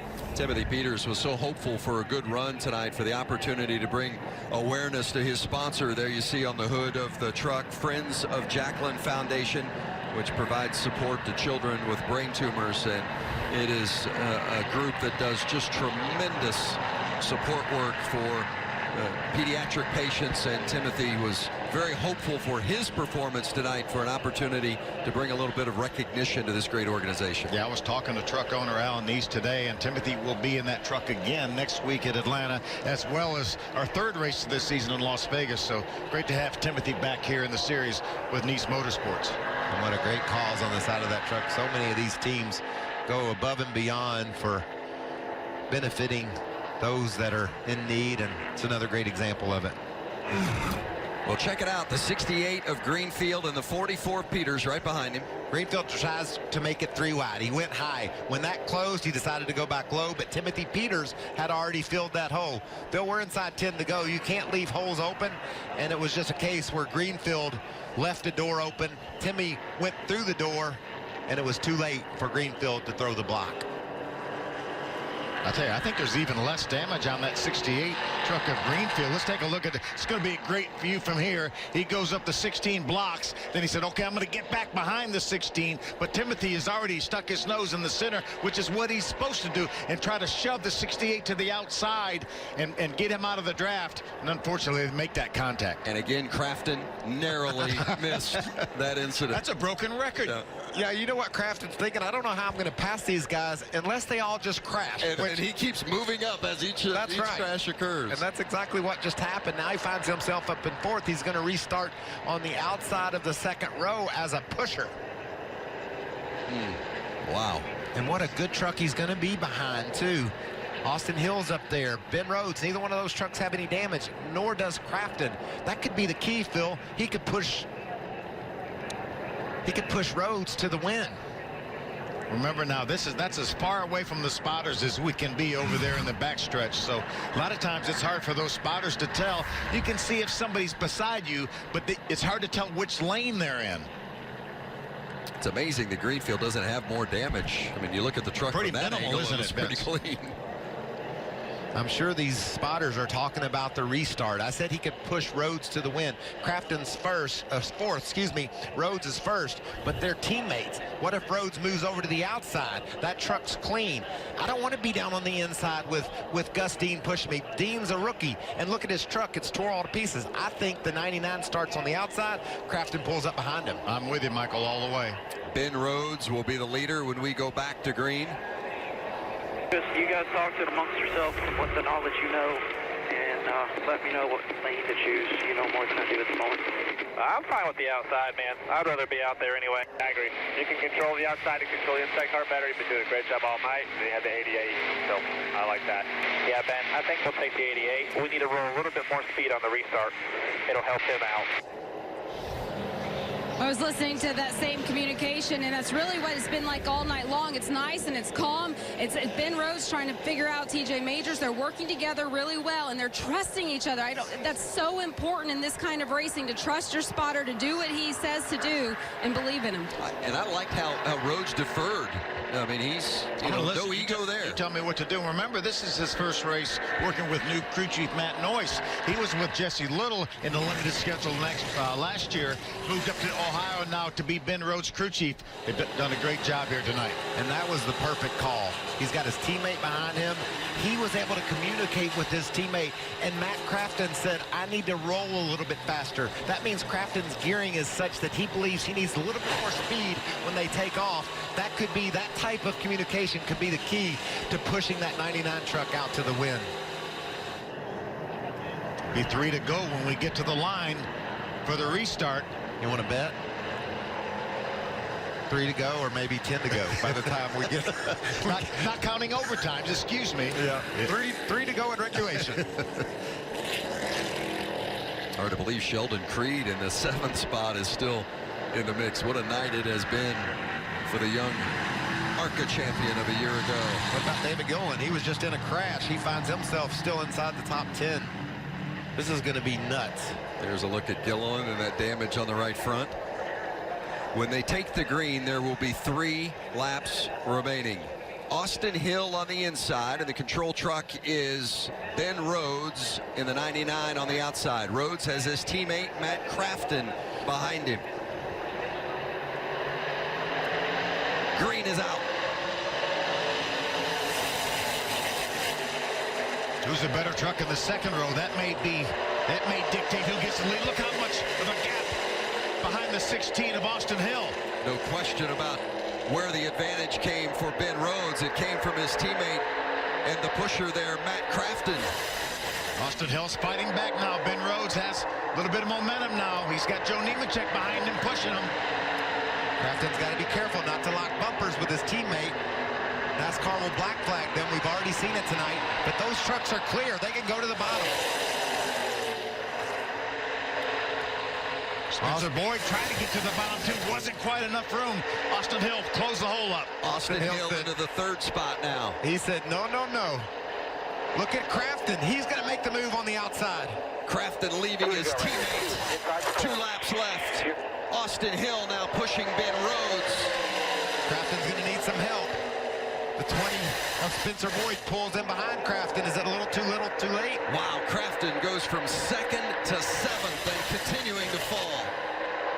He can't get the momentum back. Matt Crafton needs a lot of help here. Austin Hill getting into Ben Rhodes. How about Gus Dean coming around the outside. Contact, and Dean is going to take out Rhodes. And Crafton gets through again somehow, and so many more involved in this incident. What about Matt Crafton's move? Look at that truck. Look at the damage on those other 2 trucks right beside. Austin Hill was able to do a great job. Got down on the apron and got through that. The track record 10th caution of the night, and Sheldon Creed this time is going to be finished for the night. You were right, Michael. There wasn't 3 or 4 laps to go. No, there just wasn't any way. These guys know what's the reward is, a victory at Daytona, and they just push and shove so aggressively. There's just no way you can make it when you drive like that. Matt Crafton's mistake, or I wouldn't call it a mistake, the chance he took to grab the lead on the front straightaway allowed him to miss this big wreck on the back straightaway. TJ, you're phenomenal. I don't care what happened here tonight. You're the man. You got us up front. I appreciate all the hard work, guys. Ben Rhodes was in position, but it will not be his night in victory lane at Daytona.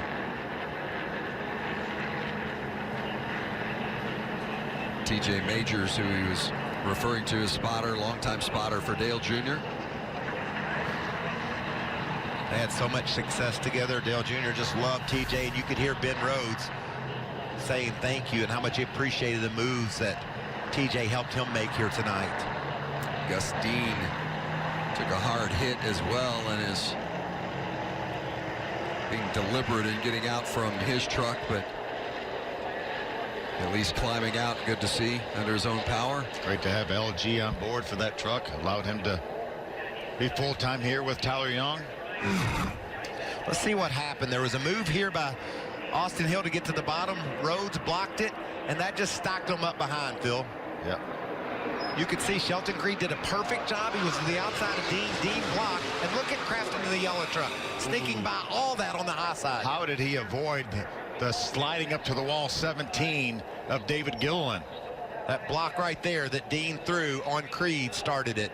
It was just too late. Just got him a little bit loose there. Caught the 99 of Ben Rhodes. Watch the 17. Barely avoids hitting the 88 of Matt Crafton. And we mentioned every time there's a caution, Crafton just moves up another spot or two, and he has done that again. Watch this block here by Dean. Right there, moves up in front of Creed.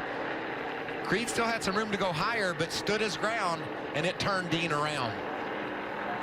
And how does Crafton... Oh, he does take a little bit of contact. Very little, but... so he's going to probably have a little bit of left front damage, but considering what everybody else has got on their trucks, it's going to be minimal. Vince, I think he might have gotten to the outside wall as well. Yeah, Ben Rhodes just along for the ride, out in the lead, a truck length and a half, clear of the second place truck. There was a little bit of contact to the outside wall for the 88 of Crafton. You see Joe Nemechek slide now through the grass. There's a 45, Ross Chastain. Haven't talked a whole lot about Ross Chastain today, but he's in position right now for a good finish other than that little slide through the grass. And there's David Gilliland. He's coming to pit road. It started on lap 1 for David Gilliland. Ran over some debris. Flat left front tire. Had to come to pit road. We've seen more fires tonight than we have in a long, long time. Come dragging those trucks in on the frame. You got oil lines down there that give way, and that's what causes those fires. I guess Gillen was trying to nurse it around on probably a flat tire to get to the finish, and she went up in flames on him. If you could stay on the lead lap here in this race, I mean, you're pretty close to a top 10 finish. And there's Stuart Friesen, who had been scored in second place. Hermie is there.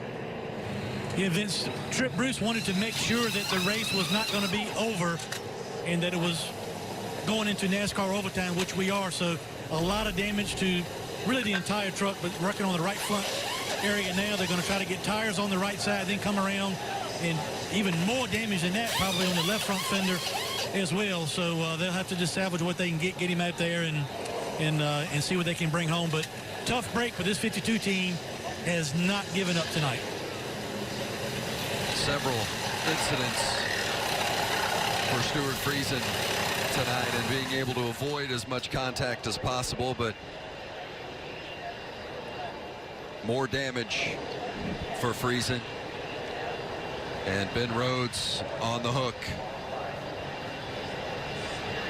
Hey, coming up next here on FS1, NASCAR presents The Adventures of Janet Guthrie. Man, how many barriers Janet broke, huh? The first woman to start a Daytona 500. And not just in NASCAR, but in IndyCar and the Indy 500 as well. And she has paved the way for so many. I think I remember having the top 10 finish in the Indy 500 one time. I just remember that Kelly girl, number 68, here at Daytona. As a young man, just loved watching the race cars and loved, like Ben said, the barriers she was able to break down and come racing in NASCAR. Yeah, that was an era before power steering and air conditioning and things like that, and she was able to make it happen. Austin Hill is our leader in NASCAR overtime. Jamie? Just checked in with Scott Zipadelli, his crew chief, and asked if they are good on fuel. He took his headset off, he crossed his fingers, and he said, we think so. They haven't been in a while. They've been saving the whole time. They just told Austin on the radio, max save, max save. I need you to cut it off. I need you to coast it. We need to get to the end of this race, Alan. The 88 of Matt Crafton, they're worried about fuel as well, but they were more worried about damage from that. But they made 2 passes by the pit box here, and they told Matt, you are okay. If anything, you probably knocked 5 pounds of drag off that thing. Go out there and win it. Earlier on the radio, Matt said, tell my daughter I'm going to bring her home a trophy.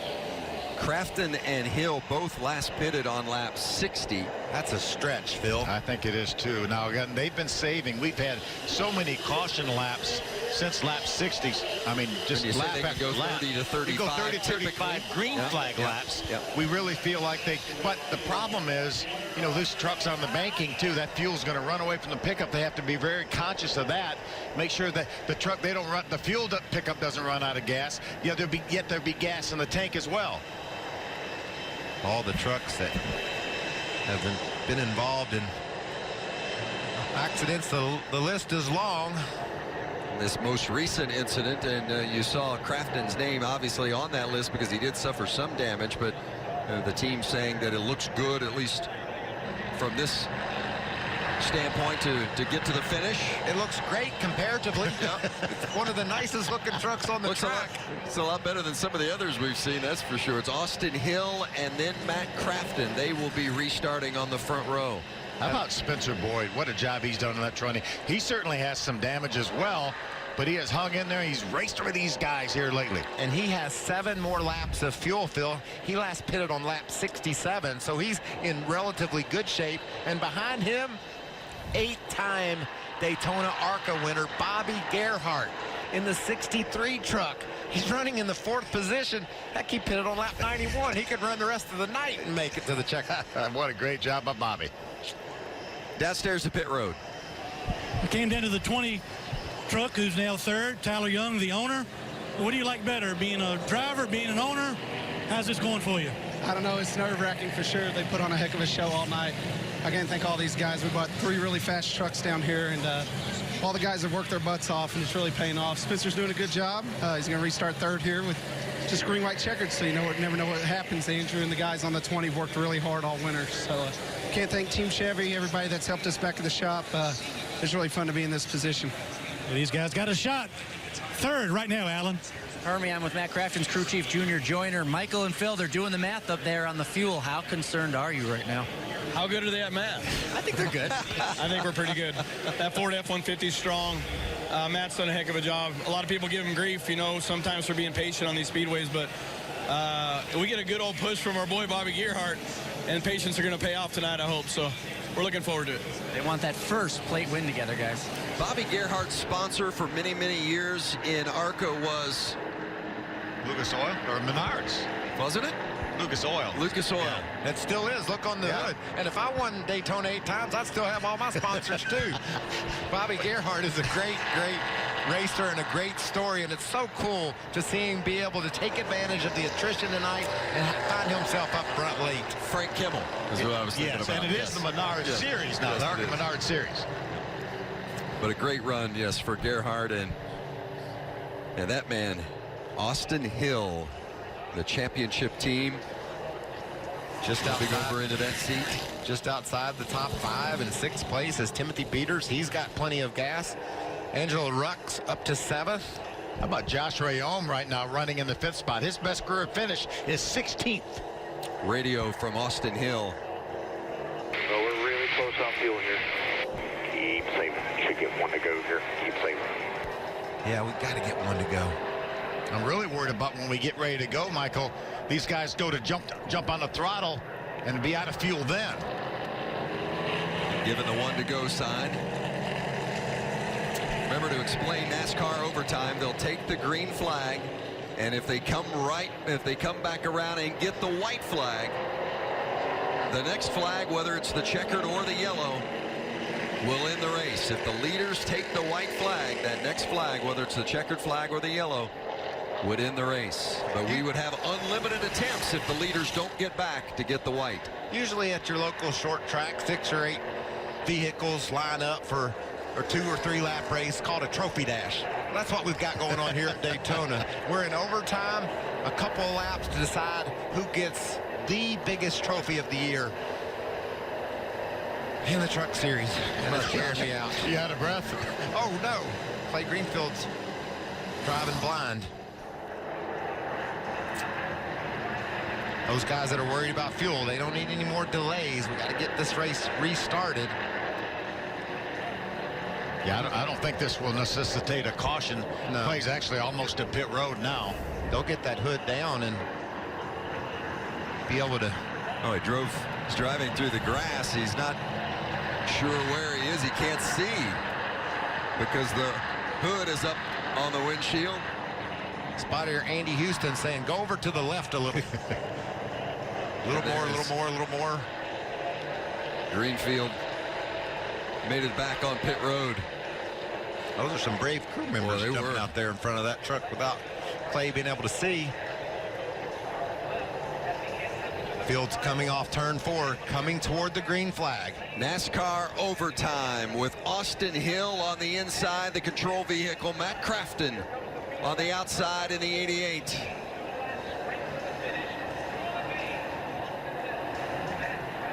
Who will provide the push? The second row may be the most important right here. Overtime at Daytona. Spencer Boyd spun his tires severely. No help for our front 2. Either one of them has any help. Crafton nudging ahead. Hill coming back on the inside. 3 wide behind.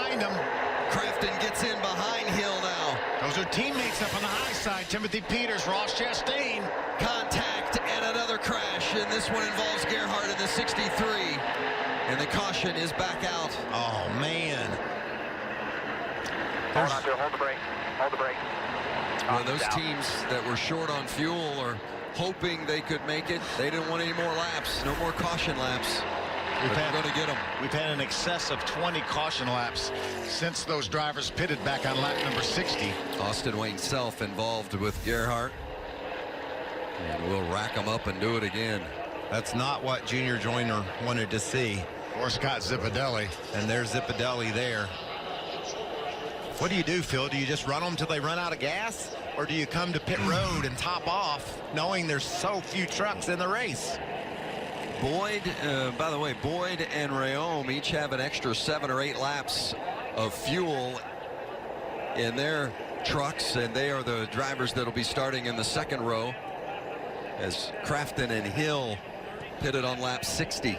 See a little bit of contact at 22 of Austin Wayne himself. Got into the back of the 63 of Bobby Gerhardt. Takes both of those trucks into the outside wall.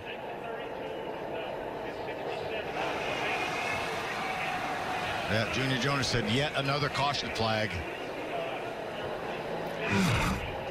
So if Crafton and Hill, who are going to restart on the front row and are dangerously close to running out of gas, is that going to set up Spencer Boyd or Josh Rayom for their first career win?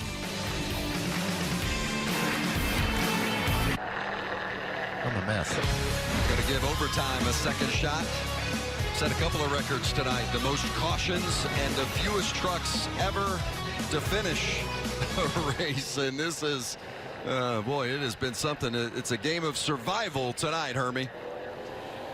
It is, Vince. You know, as a driver, if you don't quite get the restart you want, you could blame it on the truck in front of you. You could say you spun your tires, or you could just tell the truth like Spencer Boyd did. Listen up. Get to redo that one, but Everyone knows I never started that far to the front, boys. And we'll try this again. Thank you. don't worry about it. Shake it off. We'll be fine. Well, he gets another shot on the restart to learn from the mistakes he did last time, and the 20 truck is still in play for the win here. Yeah, the 23-year-old from St. Louis making his first start here at Daytona and didn't race at all in the series a year ago. He needs to he'll learn from that last restart too, Phil. I think he just jumped on the gas and he about spun out. The thing was down pretty excited, I would think. Down in the infield. And now he's got another chance to learn from that mistake and give the push to Austin Hill that could propel him to the front. Here's what's left of Stuart Friesen's vehicle. I'll tell you, the busiest place in North Carolina on Monday for these truckers is going to be Stock Car Steel that our buddy Greg Fridelli owns. Everybody in town's going to need some new sheet metal. They'll be lined up. Jamie? Well, I was listening in, Austin Hill talking to Zipadelli on the radio. He said he wants to go for it. How close are you on fuel? This is a whole new game this season. That's a good question. I'm not really sure. Depends on how much he's been saving. We were just recalculating here. We've only gone 18 laps on green. This is a new fuel-injected system. We haven't raced at Daytona before, so I'm not sure how much we're saving, but my estimates were pretty close. I like the little bit of confidence I see in that smile. Did you guys see that? I don't know. I just see it. He's a good actor. He's in a great position if he doesn't run out of fuel. Austin Hill, he's the crew chief, of course, for that 16 truck. Scott Zipadelli, the crew chief for that 16 truck. Where's Grant Enfinger been for the last hour or so? Because he surfaced inside the top 5. 25th. Ross Chastain, keep an eye on that 45 truck. He has a teammate, Timothy Peters, the 44. Both of them Nice Motorsports behind him. The second run at overtime. Austin Hill inside, Matt Crafton outside.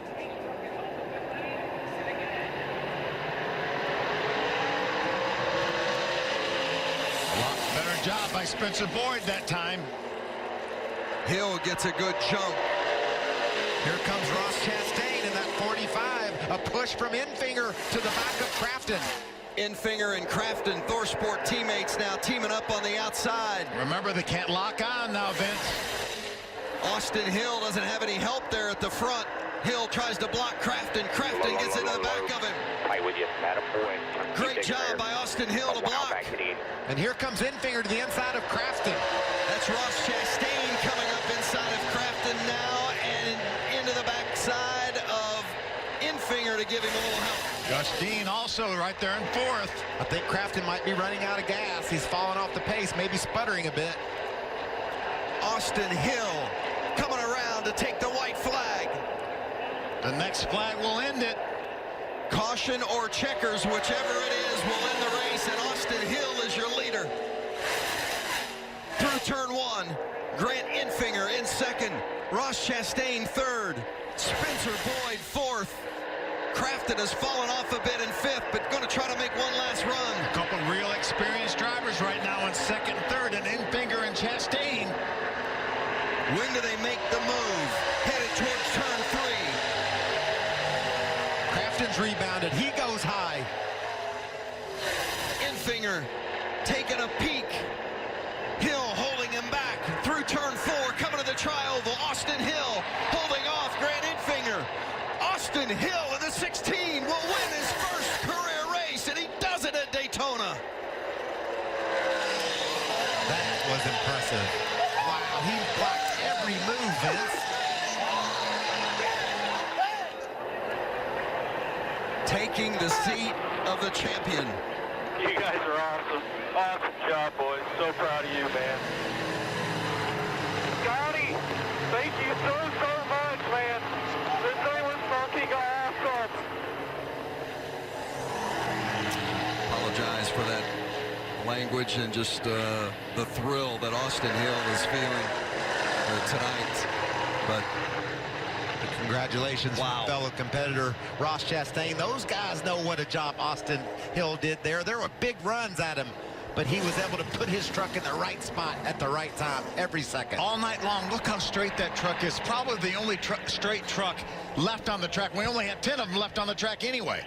You know, when he took over for Brett Moffitt with this championship team, and you ask what the expectations were, he wasn't one to come right out and say, we're going to, we expect to win this race. I mean, he's very realistic about what he was going to be able to do with this team. They thought they could win races during the course of the year, but he was going to ease into it, and he has certainly taken it to the highest level tonight. Look at that run that he had to withstand right there. That was a great push by Ross Chastain on the Grant Infinger. Austin, working with his spotter, just went right where Grant Infinger was. And then he still had to make one more great block right there off turn four, and when he did that, he was home free.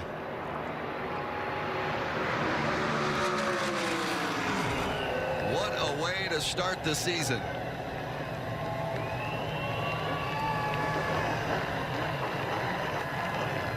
Austin Hill wins it, and it was a thriller tonight.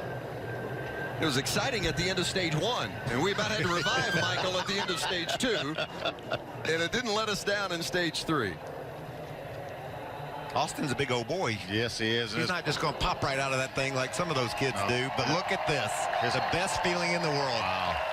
The win at Daytona. His wife, Ashlyn, and his 2 children are here. They're going to enjoy this with him. You know, we talked at the beginning of the show about, you clinch a playoff spot with a win, you get your season off to a great start. You guys said, but man, it's Daytona, and that's what he's experiencing right now. Huh? That's exactly right, Vince. But all you said happens too. He does make the playoffs. You know, when that comes to you tomorrow afternoon sometime, you're like, hey, I'm in the playoffs now. but I've got a Daytona trophy, more importantly.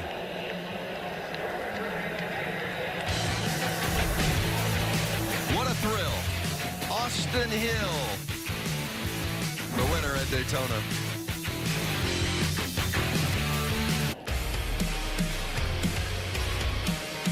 How great it feels to be a winner. Austin Hill victorious in the season opener of the Gander Outdoors Truck Series here at Daytona. The thrill of victory. And the other side of it, the agony that comes with coming up short. Alan Cavana's with Matt Crafton. And we just saw the frustration from Matt Crafton. What more did you need? in that final lap? The outside lane just didn't really have anybody in it, and we took off, and I gapped them. They said by 3 on that, and I couldn't go by myself. Just so damn aggravating. Just because I thought we were gonna have a shot at the restart before that. Whenever I tucked down right behind the 16, and I thought that was the position we needed to be in, and the yellow came out again. I needed to be able to be second right there, and I just got shuffled out. Grant gave me a great shove, and then we kind of separated at that point. We tried to turn under the 16, and got me sideways a little bit on the back straight. I guess top 5's all right. At the end of the day, I'm just usually terrible at these places. I have the worst luck, but all in all, it's been hard Ford F-150, and we were there at the end of the day and got some points. Top 5 and a little frustration, Hermie.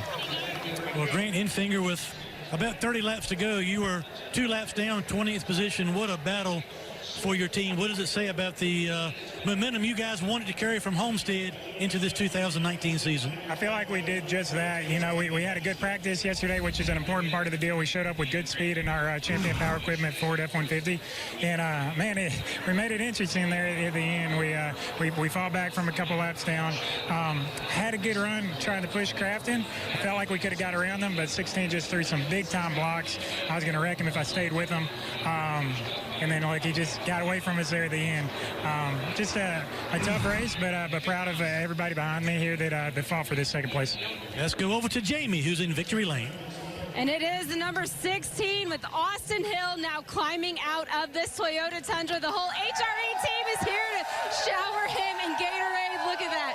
No better feeling in motorsports. He's going to jump off here. Hopefully it doesn't fall. There we go.